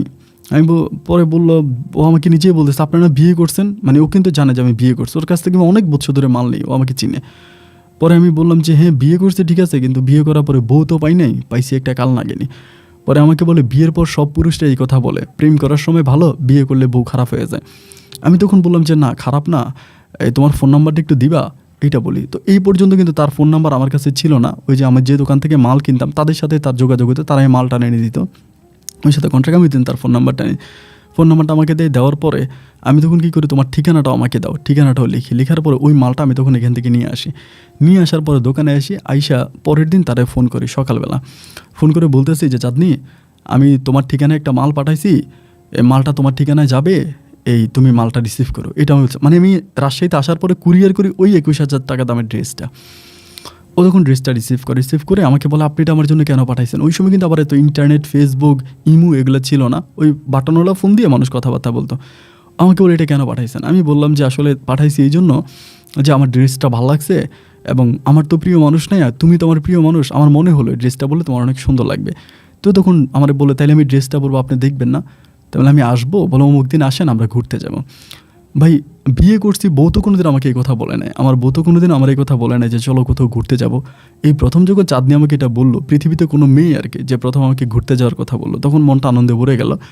আমি তখন এই দোকানপাটের এই যানজট, অবকাশ, এত টেনশন, ডিপ্রেশন সব কিছু থেকে বের হয়ে আমি ওর সাথে ঘুরতে যাই, এবং ঘুরতে গেলে সর্বপ্রথম ও আমাকে নিয়ে কক্সবাজার চলে যায়। ঢাকা থেকে আমরা কক্সবাজার যাই। আমি কোথায় যাইতেছি, কী করতেছি, কই থাকতেছি, এগুলো আমার আব্বা আম্মা যদিও টুকিটাকি একটু খোঁজ খবর নিত, বাট আমার বউ কখনো আমাকে জিজ্ঞেস করতো না যে আমি কোথায় আছি, কার সাথে আছি, কী করতেছি। আমার বউ এগুলোর প্রতি কোনো রকমের ইন্টারেস্ট ছিল না, ও কখনো আমাকে এগুলো জিজ্ঞেস করতো না। পরে কক্সবাজার চলে যায় চাঁদনির সাথে। কক্সবাজার গেলে পরে চাঁদনির সাথে আমি কক্সবাজারে 4 দিন ধরে থাকি, এবং 4 দিন আমাদের মাঝে স্বামী স্ত্রীর সম্পর্ক হয়। স্বামী স্ত্রীর সম্পর্ক বলতে শারীরিক সম্পর্ক হয়। তারপর আমরা একসাথে কক্সবাজারে বিচে ঘুরি, অনেক মজা মাস্তি করি। ও আমাকে অনেক বুঝি, আমিও তাকে অনেক বুঝি। মানে আমাদের দুজনের মাঝে খুব মধুর একটা সম্পর্ক হয়ে যায়, মানে খুবই ডিপলি একটা সম্পর্ক হয়ে যায়। মানে দুজনকে অনেকভাবে বুঝি, অনেকভাবে একটা সম্পর্কের মাঝে জড়িত হয়ে যায়।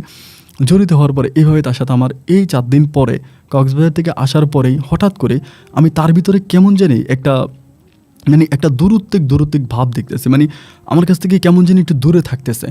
মানে আগে যেরকম ক্লোজ থাকতো বা আমাকে খুব মিশতো, আমার সাথে অনেক জড়াতো বা অনেক রকমের সম্পর্ক আমার সাথে করতো, বাট এখন দেখি ওই কক্সবাজার থেকে ফিরে আসার পরে ও একটা নিরাপদ দূরত্ব বজায় রাখতেছে।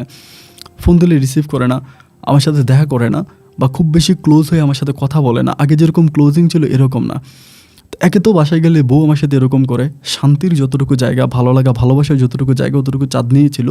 আমি চাঁদনির কাছে গেলে পৃথিবীর সবচেয়ে বড় শান্তিটা পাইতাম, বাট সেখানেও চাঁদনি আমাকে ইগনোর করতেছে, অবহেলা করতেছে। তখন আমার কাছে সর্বদিকটাই কেমন জানি একটু অন্ধকার মনে হচ্ছিল আমার জীবনটা মনে হয় আর চলবে না, আমি যেন ভেঙে যাচ্ছিলাম। তখন আমি চাঁদনির প্রতি পুরোপুরিভাবে ডিপেন্ড হয়ে যাই, মানে আমি ওরে ছাড়া কিচ্ছু বুঝি না। আর ঘরে বউ মাত্র যেটা পড়ে আছে পারজানা, ও তো আমার আব্বা আম্মা দেখাশোনা করে, আব্বা আম্মার সাথে থাকে, এবং তার যখন যা প্রয়োজন ওর বয়ফ্রেন্ড আছে, ওর বয়ফ্রেন্ডে দেয়, মাঝে মাঝে বয়ফ্রেন্ডের কাছে চলেও যায়।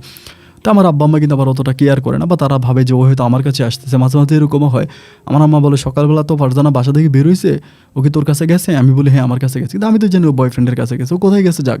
মানে আমি আর ওরে কোনো কিছুতে মানে বাধাও দিব না বা কিছু বলবো না। এবং কাবিন আমার এত টাকা হয়, কাবিনের টাকাটা কোনো বড় কথা না, কিন্তু আমি কাবিনের টাকা দিয়ে ওরে বিদেয় করবো না।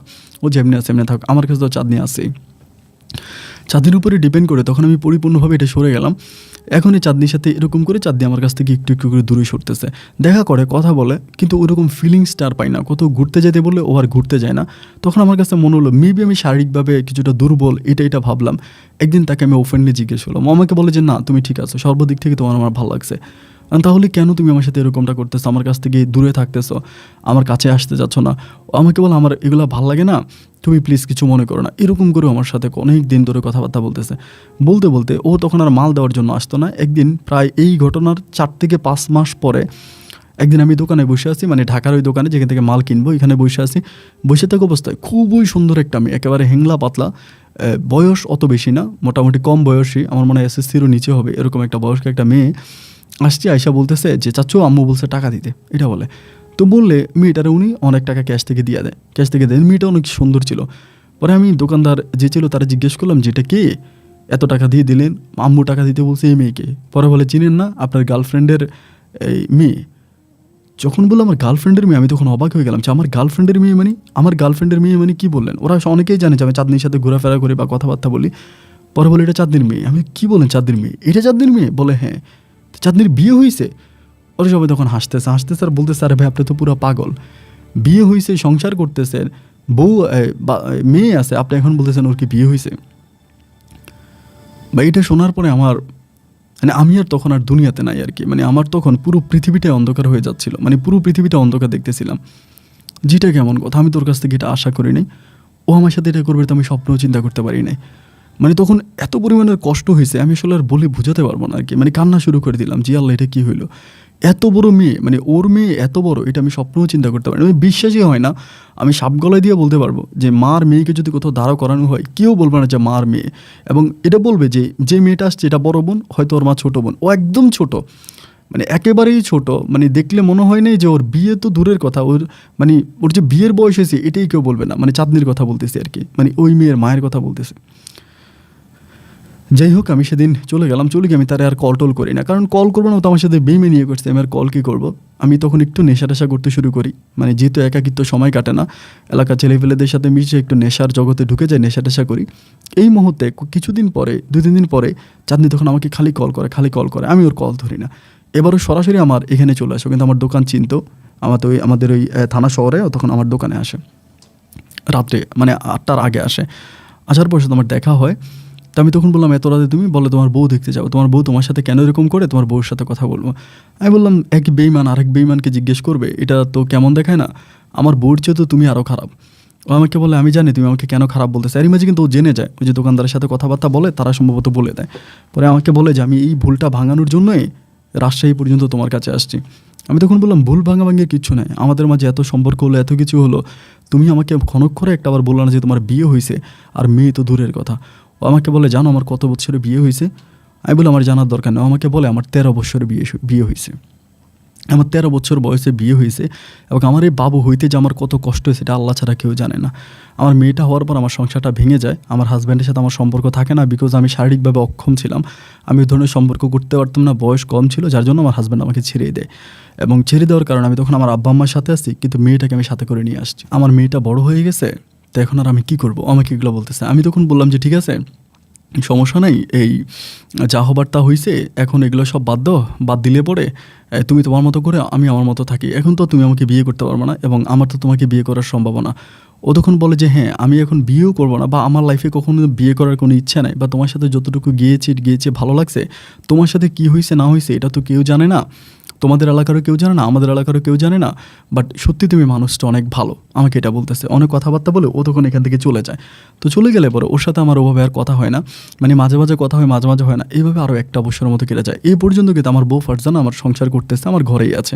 ফারজানার সাথে কিন্তু আমার কোনো সম্পর্ক নাই, বাড়িতে গেলে জাস্ট টুকিটাকি একটু কথা, অতটুকুই। এক বছর পরে হঠাৎ করে একদিন চাঁদনি আমাকে কল দিয়ে খুব কান্নাকাটি করতেছে, প্রচুর কান্নাকাটি করে বলতেছে আমাকে আর আমার মেয়ের জন্য, তুমি কি তোমার এখানে, মানে আমার মেয়ে, আমি আর আমার বাবা মা আমরা 4 জনে যাব, তুমি কি রাজশাহীতে আমার জন্য একটা ঘর ভাড়া করে দিতে পারবা, ওরকম করে বলতেছে। এবং আমরা ঘরের ভিতরে এই ধরনের কাজগুলো করব, মেশিনে আমরা যে ধরনের জামাগুলো এগুলো সেলাইবো, তুমি কি আমাকে দিতে পারবা। হঠাৎ করে আমি তখন বললাম পারবো না কেন, অবশ্যই পারবো। তো ঠিক আছে তুমি আসো। এরপর আমি রাজশাহীতে ওর জন্য একটা ঘর ভাড়া করে দেই, মানে সব কিছু ঠিক করে দেই।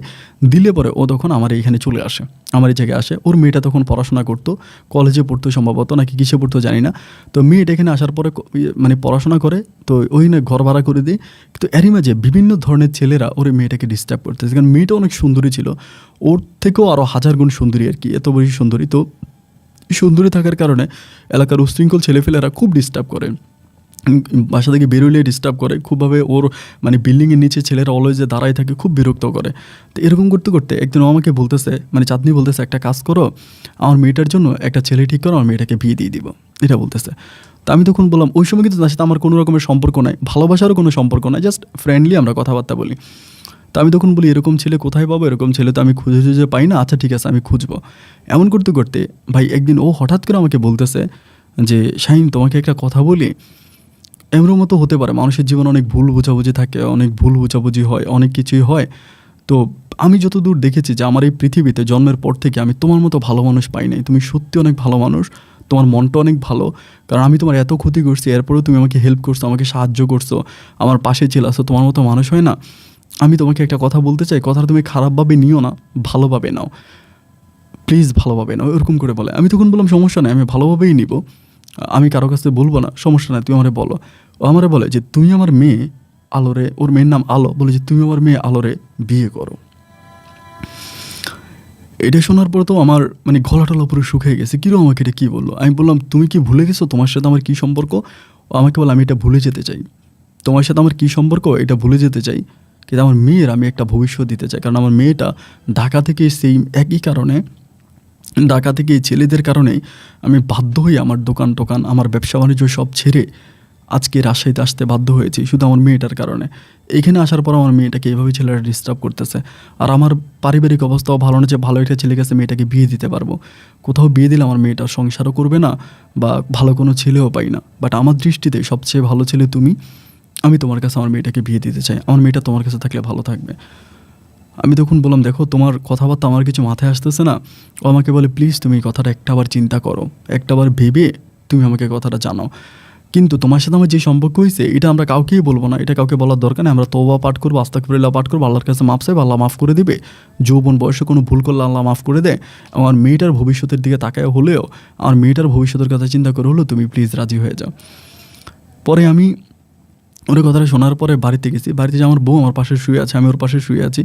শুয়ে থাকার পরে আমি মনে মনে চিন্তা করতেছি কী করা যায়। আমাকে যে কথাটাও বলছে, এখন কথাটা আমি করবোটাকে, মানে কোন সিদ্ধান্ত নিব, কীভাবে কী করব, মানে বুঝতে পারতেছি না। জাস্ট ভাবতেছি যে কী করা যায়। ও যে কথাটা বললো এটা কতটুকু কী করব চিন্তা করতেছি। চিন্তা করতে করতে অনেক রাত পর্যন্ত আমি ওর বউরে ডাক দিলাম যে ওরা উচিত আমার পাশে শুয়ে আছে, একটু ডাক দেই। 2বার ডাক দেওয়ার পর ও আমাকে একটা গালি দিল, খুব খারাপ ভাষায় গালি দিল, মানে খুব খারাপ ভাষাটা গালি দিল। গালিটা খাওয়ার পরে খুব কষ্ট লাগলো। আমি তখন বাসার ছাদের উপরে গিয়ে বসছি, চেয়ারের মধ্যে বসে আছি। বসে বসে চিন্তা করতেছি আমার এই বউটা কিন্তু অনেক সুন্দরী, ও কিন্তু সুন্দরী যেটার বিয়ে করলাম। তো এর চেয়েও আরও একটু বেশি সুন্দরী আমি আর ভুলতে পারবো। আমার এই বউটার কিন্তু আমি ভালোবেসে ফেলতে, মানে ফারজানার অনেক ভালোবাসি। অন্য কারোর সাথে সম্পর্ক করে, অন্য কারোর সাথে ওর সব কিছু আমি বুঝি, কিন্তু তারপর তারা ভালোবাসি দেখে আমার ভালো লাগছিল। তখন আমি ছাদের উপরে বসে বসে চিন্তা করতেছি, ফজরের একটু আগে ভাবতেছি আমার জীবনে তো বিয়ে করাই লাগবে, আমি তো বিয়ে করবই। এখন যদি ফারজানার সাথে আমার যে সম্পর্ক আছে হোক কাল হোক, ওর যে বয়ফ্রেন্ড, ওই বয়ফ্রেন্ড নাকি এখন মোটামুটি চাকরি বাকরি পাইছে, ও যে কোনো সময় আমার সংসার থেকে চলে যাবো, থাকবে না, তাহলে তো আমাকে একটা বিয়ে করাই লাগবে।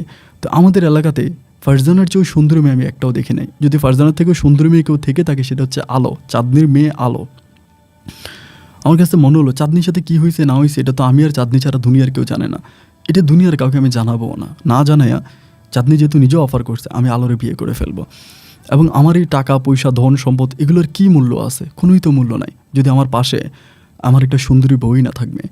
তাহলে আমি করব, আমি আলোকে বিয়ে করব এবং আলোকে নিয়ে আমি একটা আলোকিত জীবন শুরু করব। এই ব্যাপারগুলো আমি কাউকে জানাবো না, কাউকে বুঝতে দিব না।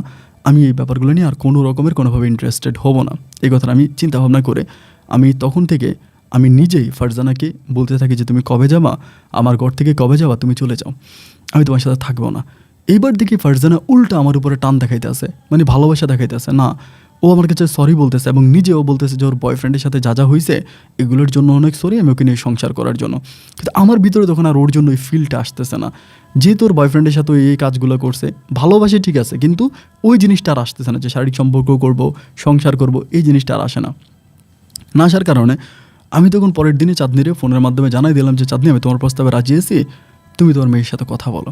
ও তো শুনে মহা খুশি, ও বলে আলহামদুলিল্লাহ, তোমার মতো একটা ব্যবসায়িক যদি আমার মেয়েটারে বিয়ে করে তাহলে আমি আল্লাহর কাছে আর কোনো কিছু চাওয়ার নাই, আমি বাকি জীবনটা নামাজ রোজা করেই কাটাই দিব। তুমি আমার মেয়েটাকে নিয়ে ভালো থাকো, আমার মেয়েটারে শান্তিতে রাখো, আমার মেয়েটারে সুস্থ রাখো। আমাকে এই কথাগুলো বলে। আমি বললাম আচ্ছা ঠিক আছে ফাইন। এমন করে চাঁদনির সাথে আমার কথাবার্তা সব কিছু ডিল হলো, সব মিষ্টি কথাবার্তা হলো। হওয়ার পরে ওর মেয়েকে মনে হয় জানাইছে নাকি আমি জানি না। এর 2 দিন পরে মানে এর পরের দিনে চাঁদনি আমাকে ফোন দিয়ে বলতেছে, শোনো আমার মেয়েটা তো বয়স কম এবং ও তো এখনও দুনিয়াদারি সম্বন্ধে অত ভালো বুঝে না, আমি বলছিলাম ও রাজি হয় না, তুমি একটু টাইম দাও, ওর সাথে একটু মাঝে মাঝে কথা বলো, ওর ফোন নাম্বারটা আমাকে দেয়। তো দেওয়ার পরে আমি তখন আলোর সাথে কথা বলি, আলোর সাথে কথা বলার জন্য চেষ্টা করি, কিন্তু আলো আমাকে কেমন যেন একটু ইগনোর করে। এখন ইগনোর করার কারণ তো একটাই, সেটা তো আমি বুঝলাম, যেহেতু আমার বয়স হয়ে গেছে, আমার দাড়ি চুলো মোটামুটি পাইকে গেছে, তো সে জায়গায় হয়তো আমাকেও বিয়ে করতে চায় না, বা ওর মতো সুন্দরী একটা মেয়ে চাইলে তো যে কোনো স্মার্ট হ্যান্ডসাম কোনো ছেলেকে বিয়ে করতে পারে, তাহলে ও হয়তো আমার প্রতি খুব একটা টান নাই, বা এর জন্য এরকমটা করতেছে, আমার এটাই মনে হলো। তো মনে হওয়ার পর আমি তখন চেষ্টা চালাই যাচ্ছি যে যাই হোক সম্ভবত রাজি হতেও পারে একটা সময়, বা আমি ওরকম করে আমার জায়গায় দাঁড়িয়ে খুবভাবে ট্রাই করতেছি, চেষ্টা করতেছি। এমন করে অনেকগুলো দিন কেটে যায়। এর মধ্যে ফারজানা আমার সংসার করার জন্য উঠে পড়ে লাগছে, আমার সংসার করবে। এখনও আমাকে সবসময় ফোন করে, তুমি ঘরে আসো না কেন, তুমি এতক্ষণ বাজারে কেন থাকো, বাইরে কেন থাকো, তুমি দোকানে আসো না কেন, বাসায় কেন আসো না। মানে ও আমার আব্বা আম্মাকে ধরে আবার আমার খুব ভালোবাসা দেখাইতেছে। কিন্তু ভাই এখনও আমাকে যত ভালোবাসা দেখাচ্ছে আমি কেন যেন ওর কাছ থেকে ঠিক ততটাই সরে যাচ্ছি, মানে ওর কাছে যেতে আমার ইচ্ছা করে না। আমি ওর কাছ থেকে নিজে নিজে কেমন যেন একটু দূরে সরে যাচ্ছি, আমার দূরে সরে যেতে ভালো লাগতেছে। আমি ওর কাছ থেকে যত দূরে যাচ্ছি ও আমাকে কাছে আনার জন্য ঠিক ততটাই টানতেছে কাছে নেওয়ার জন্য, আমি ওর কাছ থেকে পুরোপুরি দূরে সরে যাচ্ছি। যেহেতু এতগুলো বুঝছো তুই আমাকে এভাবে কষ্ট দিলি, এরপরে তোর সাথে সংসার করা, একসাথে থাকা, এগুলো আমার কোনো প্রয়োজন নেই, আমি এসব করবো না, আমি এসব আর তোর সাথে করবো না, এগুলো বলে আমি তখন নিজে ওর কাছ থেকে সরার জন্য ট্রাই করতেছি, চেষ্টা চালিয়ে যাচ্ছি। কিন্তু না, ও ওর জায়গায় দাঁড়িয়ে খুব ট্রাই করতেছে আমার সাথে সংসার করার জন্য, অ্যাডজাস্ট হওয়ার জন্য, আমি আর হচ্ছি না। এমন করে চলতেছে। আর এদিক দিয়ে চাঁদনি ওর মেয়ে আলোরে খুব বুঝাইতেছে যে আলো, শাহিন ছেলেটা অনেক ভালো, ওরে তুই বিয়ে করতে পারিস, এটা বলে অনেকভাবে বোঝায়। আলো আর ওই আমার প্রতি খুব একটা অ্যাক্টিভেটেড হয় না। তারই প্রায় 7 থেকে 8 মাসের মতো কেটে যায় এই ঘটনাগুলোর মধ্যে। এতে ফারজানাও পড়ে আসে আমার পরিবারে, চাঁদনি ওর মেয়েকে বোঝানোর জন্য চেষ্টা করতেছে। তখন এই 7-8 মাস পরে চাঁদনি বোঝানোর পরে আলো একটুখানি সফট হয়, মানে একটু নরম হয়। নরম হওয়ার পরে আমি একদিন ওদের বাসায় যাই, বাসায় যাওয়ার পরে ওর মা বসে আছে, ও বসে আছে। বসে থাকা অবস্থায় আলো কিন্তু আবার একটু টর্দা করতো আর কি, এরকম না যে উশৃঙ্খল চলাফেরা করতো তা না, বোরকা পড়তো, পর্দাও পড়তো, হিজাব পড়তো। ও তখন আমাকে বলতেছে যে আমার আম্মু আপনার সাথে আমার বিয়ে ঠিক করছে, এতে আমার কোনো আপত্তি নেই, এতদিন আমি যা করছি সবই বুঝতে পারছি, বাট এখন আমি দিন দুনিয়া নিয়ে চেষ্টা করতেছি, পৃথিবী নিয়ে ভাবতেছি। তো আপনার কাছে আমার একটা অনুরোধ আছে, বিয়ের আগে আমি একটু আল্লাহর পবিত্র ঘর কাবা ঘরটা দেখে আসতে চাই। ও আমাকে বলতেছে। আমি তখন বললাম, ভালো কথা, তুমি আল্লাহর পবিত্র কাবা ঘর দেখবা, আমার তো কোনো আপত্তি নেই, সমস্যা নাই। তো আমরা একসাথেই যাই। বিয়ের পর আমরা স্বামী স্ত্রী হানিমুন করার জন্য অনেকে অনেক দেশে যায়, আমরা হানিমুন করার জন্য আল্লাহর পবিত্র নগরী, আল্লাহর পবিত্র দেশ সৌদি আরবে আমরা কাবা ঘর দুজনে জিয়ারত করবো, ওইটা ভালো না? আমাকে বলতেছে না, আমি আগে গিয়ে আল্লাহর পবিত্র কাবা ঘরটাকে দেখে আসতে চাই, হজ করতে চাই, হজ করে এসে আমি আপনাকে বিয়ে করব, এবং বিয়ে করার পরে আমি সুন্দর একটা জীবন পরিচালনা করবো, আমি পর্দা করব, বাসা থেকে বেরোবো না, সবসময় আপনাকে ভালোবাসবো, কারণ বাসা থেকে বেরোলে অন্য ছেলে দেখলে আমার ভালো লেগে যাবে, যার জন্য আমি আপনার দিকে আমার অ্যাটেনশনটা রাখবো, আমি আপনার প্রতি লুকিংটা রাখবো, আমি বাসা থেকে বেরোবো না, সবসময় আপনার সাথে থাকবো, কিন্তু আমি হজটা করে আসতেছি। তখন আমার ভিতরেও জিনিসটা জাগলো যে ও যদি হজে যেতে চায় তাহলে ভালো হজটা করে আসুক, অত আপত্তি তো নেই, সমস্যা তো নেই, ওর তো হজ করার মতো বয়সও হয়েছে মোটামুটি। পরে আমি বললাম যে ঠিক আছে ওকে ফাইন, আমি তোমাকে হজে পাঠাবো। তখন আমি তাকে হজে পাঠানোর জন্য আলাপ আলোচনা করতেছি কীভাবে পাসপোর্ট করা যায়, হজে পাঠাবো। এই সময় হজেরও টাইম আসতেছে, মানে রমজানের পরে। পরে আমি তার হজে পাঠাইলাম, সব কিছু কাগজপত্র ডকুমেন্ট সব কিছু ঠিকঠাক করে ওর মায়ের সাথে ও গেল, মানে এয়ারপোর্ট পর্যন্ত দিয়ে আসলে হজ করতে গেল। এখন হজ করতে গিয়ে ও আসলে পরে আমি ওর বিয়ে করবো। এর মাঝে কিন্তু ওদের যেই মানে ওদের কিন্তু কোনো ব্যবসা বাণিজ্য নয়, পুরো 1 থেকে 1.5 বছরের মতো এই চাঁদনি কিন্তু আমার উপরেই ডিপেন্ড। আমি ওদের ঘর ভাড়া, ওদের থাকা খাওয়া খরচ যাবতীয় যা কিছু আছে সব কিছু আমি দিচ্ছি। ওদের কাছ থেকে কিন্তু আমি কোনো কিছু পাচ্ছি না, বা ওরা কিন্তু তখন ওই বুটিক্সের যে কাজগুলো করতো এগুলো বন্ধ করে দেয়। যাই হোক, এরকম করে চলতে চলতে চাঁদনি তখন কী করে সৌদি আরবে যায়। কিন্তু সৌদি আরবে যাওয়ার পরে ওর সাথে আমি আর কোনো যোগাযোগ করতে পারি না। ও নিজের আম্মুর সাথে যোগাযোগ করে না, ওর মার সাথে যোগাযোগ করে না। প্রায় 1 মাস হয়ে যায়, সৌদি আরবের হজ কমপ্লিট হয়ে যায়, সবাই হজ থেকে চলে আসে, ও আসে না। হজ কমপ্লিট হয়ে যায়, হজ থেকে সবাই চলে আসে, কিন্তু ও আসে না, ওরে পাই না। এবং খোঁজখবর নিয়ে ওই ট্রাভেল এজেন্সির মাধ্যমে জানতে পারে যে ও নাকি পালাইছে, ওই হজের নাম দিয়ে গিয়ে ও সৌদি আরব থেকে পালাইছে, মানে ওই হজ ক্যাম্প থেকে পালাইছে। তাহলে কোথায় গেল, ওরে আর পাইতেছে না। এদিক দিয়ে ওর মাও খুব টেনশন করতেছে, কান্নাকাটি করতেছে। তারই প্রায় 1.5 মাস পরে ওর মার সাথে যোগাযোগ করে। ওর মা আমাকে ফোন দিয়ে বলতেছে যে আলম তুমি তাড়াতাড়ি আমার বাসায় আসো। আমি তখন দৌড়ে ওর বাসায় যাই। বাসায় গেলে বলে ওর মা আমাকে বলতেছে যে এমন এমন ঘটনা, মেয়ের সাথে আমার যোগাযোগ হয়েছে, ও কান্নাকাটি করতেছে। তাই আমি বললাম ও পালাইলো কেন? তো আমাকে বলতেছে ও পালাইছে, আসলে মূল কথা হয়েছে তোমার পছন্দ করে না, তোমাকে বিয়ে করতে চায় না। এখন দেশে থাকলে তো আমি ওর যেভাবেই হোক চাপ দিয়া বিয়েটা করাই দিব, বা বিয়ে করতেও বাধ্য হবে। এই জন্য পালাই গেছে, যাতে ওইখানে গেলে আর বিয়েটা না করা লাগে। তা আমি বললাম যে ওদের পালাই গেল, সৌদি আরবে ও চিনে কারে, কাদের সাথে ওর পরিচয়, ও কীভাবে সৌদি আরবে গিয়ে পালায় গিয়ে ও কী করছে? বলে আছে একটা বাঙালি ফ্যামিলির সাথে কেমনে কেমনে হজে গিয়ে পরিচয় হয়েছে, ওই বাঙালি ফ্যামিলিটার সাথে ও আছে, ওইখানে ভালোই আছে। এখন কি করবো বলো, তো আসতে চায় না। আমি বললাম তুমি যেমনে পারো ওরে নিয়ে আসো, ওরে তুমি আনো, ওরে আনতে হবে, ওরে না আনলে তো হবে না। ওকে তুমি যেভাবেই পারো নিয়ে আসো, ওরে বুঝে শোনে কান্নাকাটি করে তুমি ইমোশনালি ব্ল্যাকমেল করে ওকে নিয়ে আসো। আমাকে বলো আচ্ছা ঠিক আছে তুমি চিন্তা করো না, আমি ওকে আনার জন্য খুব চেষ্টা করতেছি। এইভাবে ভাই আরও 15-20 দিনের মতো কেটে যায়। মা মেয়ের কথা হয়, সবসময় আমাকে দেখে, আমার সামনেও কথা বলে, ওই কান্নাকাটি করে, ওর মাও কান্নাকাটি করে, আসতে বলেও আসে না। এরপরে এবার আমি বললাম যে কোথায় আছে, ঠিকানাও দেয় না, মানে ও কোথায় যে আছে এই জায়গায় ওর ঠিকানা ওর মাকেও দেয় না। তখন ইমু বেরোয়ছিল, ইমুর মাধ্যমে কথা বলতো, ভিডিও কলে মাঝে মাঝে কথা বলতো, দেখাইতো যে আম্মু আমি এই জায়গায় আছি, এটা কিন্তু ঠিকানা দিত না যে এক্স্যাক্টলি কোথায় আছে।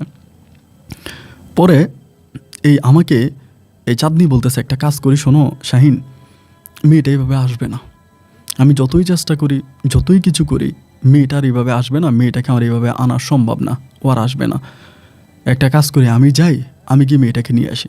আমি বললাম তুমি যাইবা, যে তুমি যে চলে আসবা তার কি গ্যারান্টি আছে, তুমি যদি না আসো? ও আমাকে বলি তুমি কি পাগল হয়ে গেছো, আমার উপর কি তোমার এই বিশ্বাসটা নাই? আমার উপর এই বিশ্বাসটা, আমি নিজে তো আমার মেয়ের সাথে তোমার বিয়ে ঠিক করছি। আর বড় কথা হচ্ছে আমার আব্বা আম্মা তো এখানে আসেই, আমার আব্বা আম্মাকে তুমি দেখেশোনা করে রাখবা, আমার আব্বা মেয়ে জায়গায় আসে না। আমি তখন বললাম আচ্ছা ঠিক আছে। এবার আমি কী করলাম, এবার ওরও আমি পাঠাইলাম, মানে ওর মারে পাঠানোর ডকুমেন্ট কাগজপত্র পাসপোর্ট সব কিছু ওকে করে। আমার অনেক টাকা খরচ, কিন্তু আমার 3-4 লাখ টাকা আবার খরচ। আমি এবার ট্যুরিস্ট ভিসায় ওর মারাও তখন সৌদি আরবে পাঠাই, এই চাঁদনিকে পাঠাই। চাঁদনিকে পাঠানোর পরে একইভাবে চাঁদনি আলোর কাছে গিয়া চাঁদের আলো একসাথে হয়ে যায়। ওই চাঁদও থাকে দূরে, চাঁদনিও তখন দূরে থাকে, আলোও তখন আমি দেখতে পাই, কিন্তু কাউরে আমি ধরতে পারি না ভাই। ওরা তখন আমার কাছ থেকে পুরোপুরি আলাদা হয়ে যায়। মা মেয়ে ওইখানে গিয়ে তারা তখন একসাথে থাকতেছে, আমি তখন এদিক দিয়ে ওর বাপ মারে দিছি প্রেশার, মানে চাঁদনির বাপ মারে, ওরা না এখানে আছে, আলোর নানা নানি আর চাঁদনির বাবা মা, ওদেরকে আমি প্রেশার দিতেছি, মারতেছি, গায়েও হাত তুলতেছি। সত্য কথা যেটা, মিথ্যে বলবো না, গায়েও হাত তুলি যে তোর মেয়েরা আসতে বল, তোর মেয়ে আমার কাছ থেকে টাকা নিয়ে গেছে, আসতেছে না কেন, ওরকম করে প্রেশার দিয়ে মারি। মারার পরে তখন আলোকে ওরা রাজি করায়, আলোকে রাজি করায় চাঁদনি আমার বলতেছে ঠিক আছে তুমি আমার বাবা মায়ের গায়ে হাত তুলো না, তারা বয়স্ক মানুষ, তাদের গায়ে হাত তুলো না, তাদেরকে কষ্ট দিও না, আমি আলোর সাথে তোমার মোবাইলে বিয়ের ব্যবস্থা করে দিচ্ছি। মোবাইলে বিয়েটা হয়ে গেলে আমি জোর করে হইলেও আলোর আমি এই দেশ থেকে নিয়ে আসবো, আলোর আমি এই দেশে রাখবো না, যেমনি পারে আমাকে নিয়ে আসবো, আমি ওকে এই দেশে নিয়ে আসবি। এখন কিন্তু এই ঘটনাগুলো জানাজানি হয়ে গেছে, আমার বউ কিন্তু ব্যাপারটা জানতে পারছে, আমার বউ কিন্তু আমার ছেড়ে জানে এই পর্যন্ত, কিন্তু ব্যাপারটা জানতে পারছে, আমার বাবা মাও জানতে পারছে, এবং আমাদেরই শহরের মোটামুটি সবাই ব্যাপারটা জেনে গেছে, মানে সবাই ব্যাপারটা জানে, এই পুরো ঘটনাটা সবাই জানে। আমি এলাকাতে মুখও দেখাইতে পারি না যে আল্লাহ এটা কী হইলো। এবার আমি বললাম ঠিক আছে তাহলে তুমি মোবাইলের সাথে আমার বিয়ে পড়াই দাও, তুমি মোবাইলে বিয়ে পড়াইলে আমি তোমার মেয়ের এই তোমার ইয়ারে আর মার মনে তুমি মোবাইলে বিয়ে পড়াই দাও। এইবার হইলো কি বলে ঠিক আছে মোবাইলে বিয়ে করাই দিব। এইভাবে মোবাইলে আমার আলোর সাথেও বিয়ে পড়াই দেয়। আমি হুজুর ডাকি, ওইখানে ওরা কলমা কাবিন করে আলোর সাথে আমার বিয়ে হয়, মোবাইলের মাধ্যমে কাবিন টাবিন হয়, কলমা হয়, বিয়ে হয়, মানে কাবিন তো ওরা ওইখান থেকে করে, সব কিছু ওরে বিয়ে হয়, কবুলও বলে, সব কিছু হয়। হওয়ার পরে এবারও দেশে আসতেছে না, পাক্কা 1 বছর কেটে যায়। আমি সবসময় বলি চাঁদনি কী ব্যাপার, ও দেশে আসে না কেন, দেশে আসে না কেন? দেশে আসতেছে না কেন? এক বছর কেটে 2 বছর, মানে 2 বছর কেটে যায়, তখনও ওরা আসতেছে না, মামি আসতেছে না, কিন্তু আল্লাহ আমার সাথে কথা বলতেছে, ভালো ভালো কথা বলতেছে, চাঁদনিও আমার সাথে কথা বলে, বাট আসতেছে না। বা তারা নাকি ওইখানে কি মানে ভালো অবস্থা না আছে, এসে আসবে। 2 বছর পর আমার মেজাজ আবার খারাপ হয়ে গেছে, কিন্তু তোরা আসবি না কেন?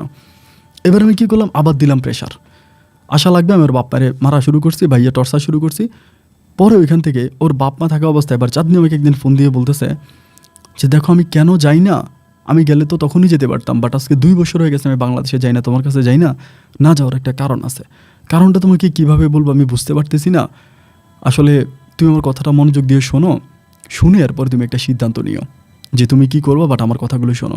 আমি তখন বললাম সমস্যা নাই, তুমি আমাকে বলো কী সিদ্ধান্ত, কী কথা, আমি সব কথা শুনবো, শুনে আমি সঠিক সিদ্ধান্ত নেবো, তুমি আমার উপরে ভয় পাইও না, আমাকে বলো, আমরা তো ভালো বন্ধু না।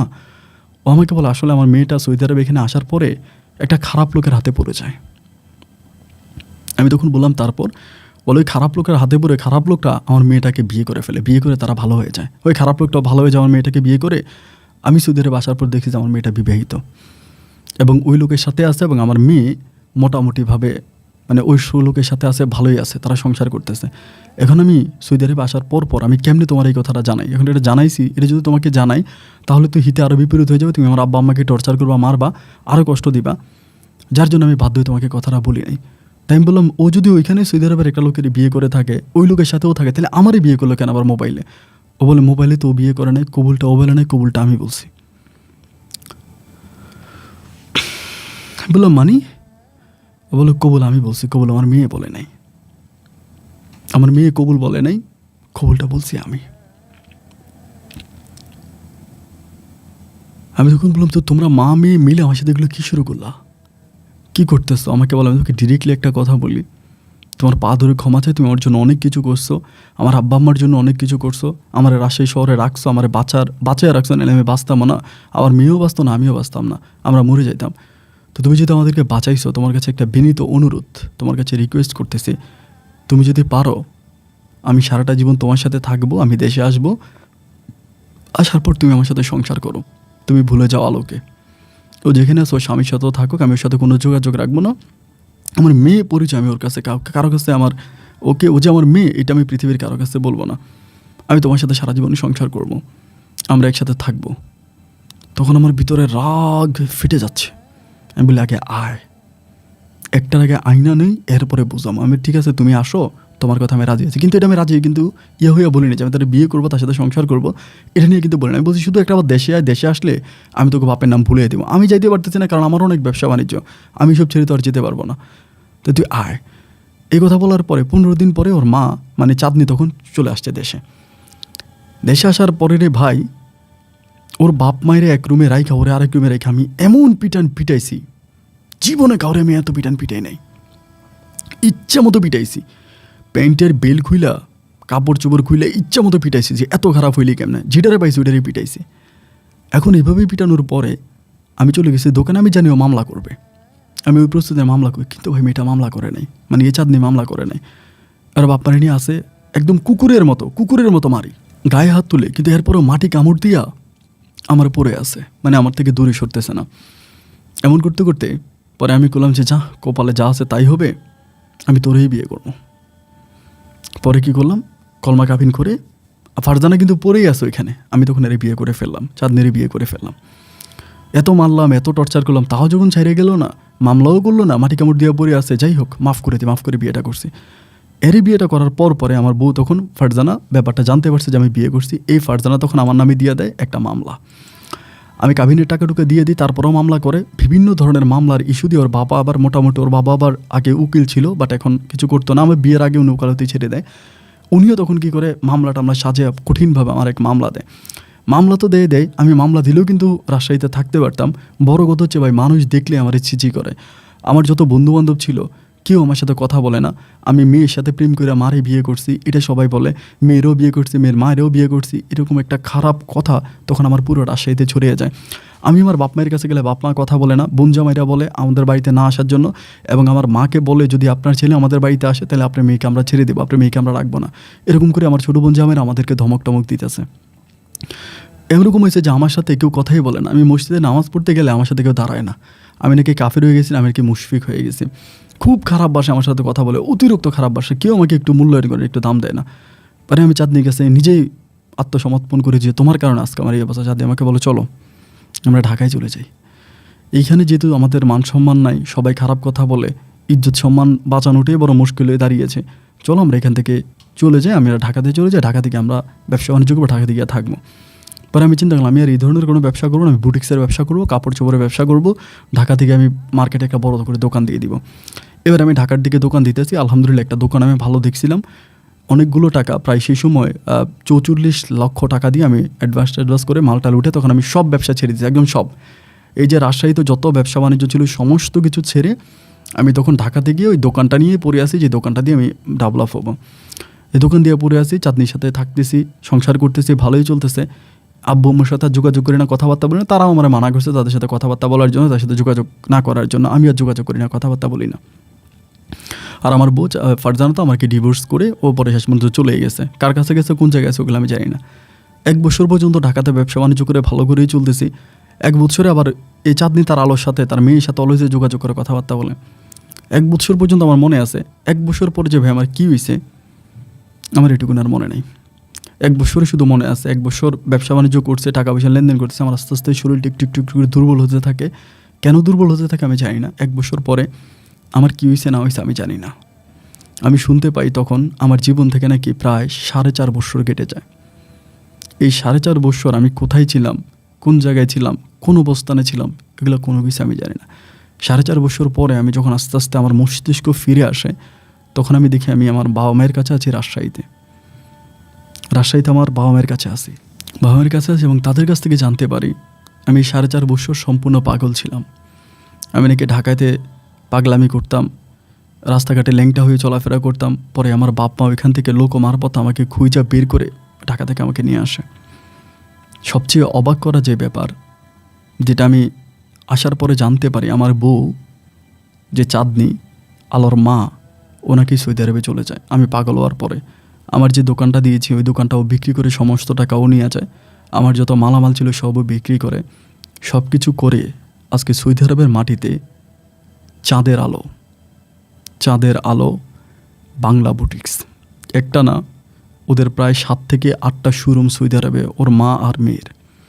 এবং তারা মোটামুটি আজকে সৌদি আরব সহ দুবাই, মিডল ইস্টের আরও কয়েকটা দেশ মিলে কয়েকশো কোটি টাকার মালিক। এখন শুনতেছি তারা নাকি লন্ডনেও বিজনেস করতেছে। আজ মা আর মিলে লক্ষ লক্ষ লক্ষ লক্ষ টাকার মালিক।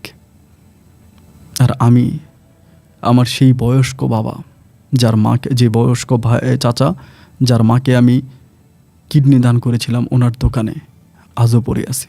আমার বয়স হয়ে গেছে, জানি না কয়দিন বাঁচবে, এই দোকানের ভিতরে পড়ে আছে, আমি আর উঠে দাঁড়াইতে পারি নাই। চাঁদনি আলো কারোর সাথে আমার কোনো যোগাযোগ হয়নি, কথাবার্তা হয়নি। তবে চাঁদের আলো ব্র্যান্ড সৌদি আরব সহ বিভিন্ন মিডল ইস্টে আজকে আছে। এটা হয়তো অনেকেই চিনে কোম্পানিটাকে, ওদের বিভিন্ন প্রোডাক্ট আছে, ওরা সেল করে। কিন্তু আমার জীবনটা ভাই শেষ করে দিল। আজ আমি সেই চাচার দোকানে আজও কাজ করি, সেই ছোটোবেলায় যেরকম করে কাজ করতাম, মাস শেষে বেতন পাইতাম, ওই বেতনে চাকরি করি। আর বিয়ে শাদিও করি নাই, আব্বা আম্মা আছে, এখনও আল্লাহ তাদেরকে বাঁচিয়ে রাখছে। বয়স্ক হয়ে গেছে, তাদের ওষুধ বুড়িও ঠিকমতো চালাইতে পারি না। বোনগুলোরই বিয়ে দিছে, তারা ভালো অবস্থানে আছে। আপন ভাই, মাঝে মাঝে যখন খুব খারাপ লাগে তখন আপনার গল্পগুলো শুনি, মনে হয় আমার থেকেও তো বেশি মানুষ, আমার থেকেও তো বেশি কষ্ট নিয়ে দুনিয়াতে মানুষ বেঁচে আছে। আত্মহত্যা মহাপাপ না হলে চলে যেতাম। আমার মতো আর কোনো ভাই যেন প্রতারিত না হয়, এই জন্য হলেও আপনার কাছে অনুরোধ থাকবে, আপনি আমার গল্পটা তুলে ধরবেন, মানুষের কাছে সত্যটা জানানোর চেষ্টা করবেন। আজও অনেকে আমাকে দেখলে খারাপ কথা বলে, আমাকে বলে আমি মা মেয়ে দুজনকে বিয়ে করছি। আসলে কিন্তু আমি ওর মেয়েকে বিয়ে করি নাই, ওর মেয়ের সাথে আমার কোনো সম্পর্কও হয় নাই, শুধু ওর নিজে মেয়েকে আমাকে বিয়ে করাইতে চাইছিল। আপন ভাই, অনুরোধ থাকবে আমার গল্পটা আপনি প্রচার করবেন। ভালো থাকবেন, আসসালামু আলাইকুম।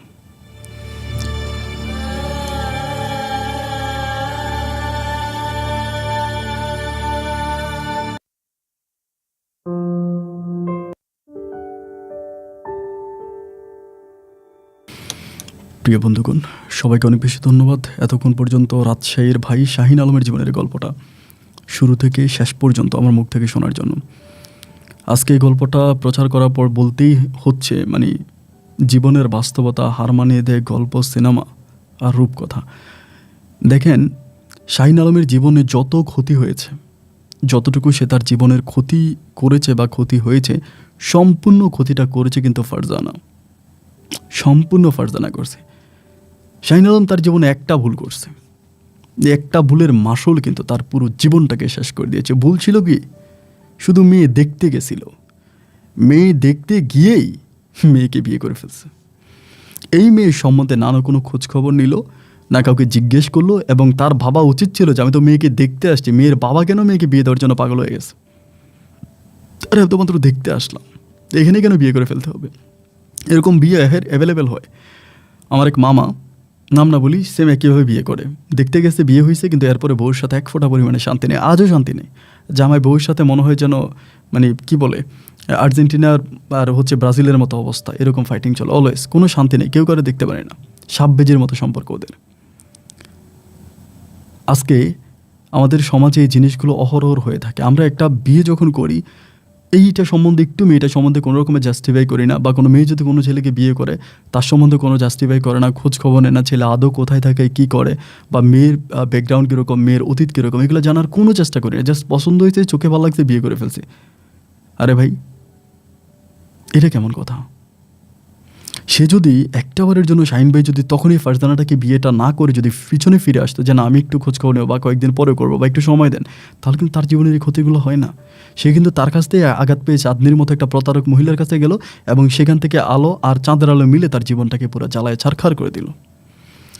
যাই হোক বন্ধুরা, আপনাদেরকে সতর্ক করা, আসলে জীবনের গল্প প্রচার করার মানে উদ্দেশ্য এটা নয় যে আমি কোনো কোম্পানিকে, কোনো ব্র্যান্ডকে ক্ষতি করছি, বা কাউকে আমি হেয় প্রতিবন্ধ করছি। আমার টার্গেট একটাই, ওরা যাতে শিক্ষা পায়। আপনারা যারা গল্প শোনেন, আপনাদের জীবনে আজকে হয়তো শাহিন ভাইয়ের মতো অনেক লোকেরা আছে যারা আমার গল্পটা শুনেছেন, তারা হয়তো একই পরিস্থিতির মধ্যে আছেন। আপনি শাহিন ভাইয়ের জীবনটা চিন্তা করেন যে তার জীবনটা শেষ পর্যন্ত কী হলো। সুতরাং আপনি আপনার জীবনে একটু পরিবর্তন করেন। কালকে হয়তো একটা ভাই যখন বিয়ে করতে যাবে, এরকম যখন মেয়ে দেখতে গিয়ে যখন বিয়ে দেওয়ার জন্য পাগল হয়ে যাবে, সেই ভাই শাহিন আলমের গল্পের কথা চিন্তা করে ফিরে আসবে যে না, আমি একটু ভাববো, আমি একটু চিন্তা করবো, তারপরে বিয়ে করব। এই যে জিনিসটা যদি একটা মানুষও করে, তাহলে আমার গল্প বলা সার্থক। আমি আবারও বলি, আমার জীবনের গল্প প্রচার করা, এটা অনেকে আপনারা কমেন্ট করেন যে আপন ভাই গল্প কতটুকু সত্য, কতটুকু মিথ্যে, প্রমাণ দেন। না ভাই, আমি প্রমাণ দেওয়ার জন্য বসি না। হ্যাঁ, যেখানে প্রমাণ দেওয়া দরকার আমি সেখানে ঠিকই প্রমাণ দিচ্ছি। আমি আপনাদের কাছে এটা প্রমাণ দিব না। কেন দিব না? আমি এটা কাউকে ছোট করার জন্য গল্প বলতেছি না। আমার গল্প বলার উদ্দেশ্য একটাই, আই রিপিট টু ইউ, আমার গল্প বলার উদ্দেশ্য একটাই, যাতে এই গল্প থেকে আপনি কিছু শিখতে পারেন। এই গল্পের ভাইটা যেভাবে প্রতারিত হয়েছে, আপনি যেন সেভাবে প্রতারিত না হন। That's it. বন্ধুরা সবাই ভালো থাকবেন, সুস্থ থাকবেন, এই শুভকামনায় আজকের মতো এখানেই বিদায়। দেখা হবে অন্যদিন অন্য কারো বাস্তব জীবনের গল্প নিয়ে। আল্লাহ হাফেজ।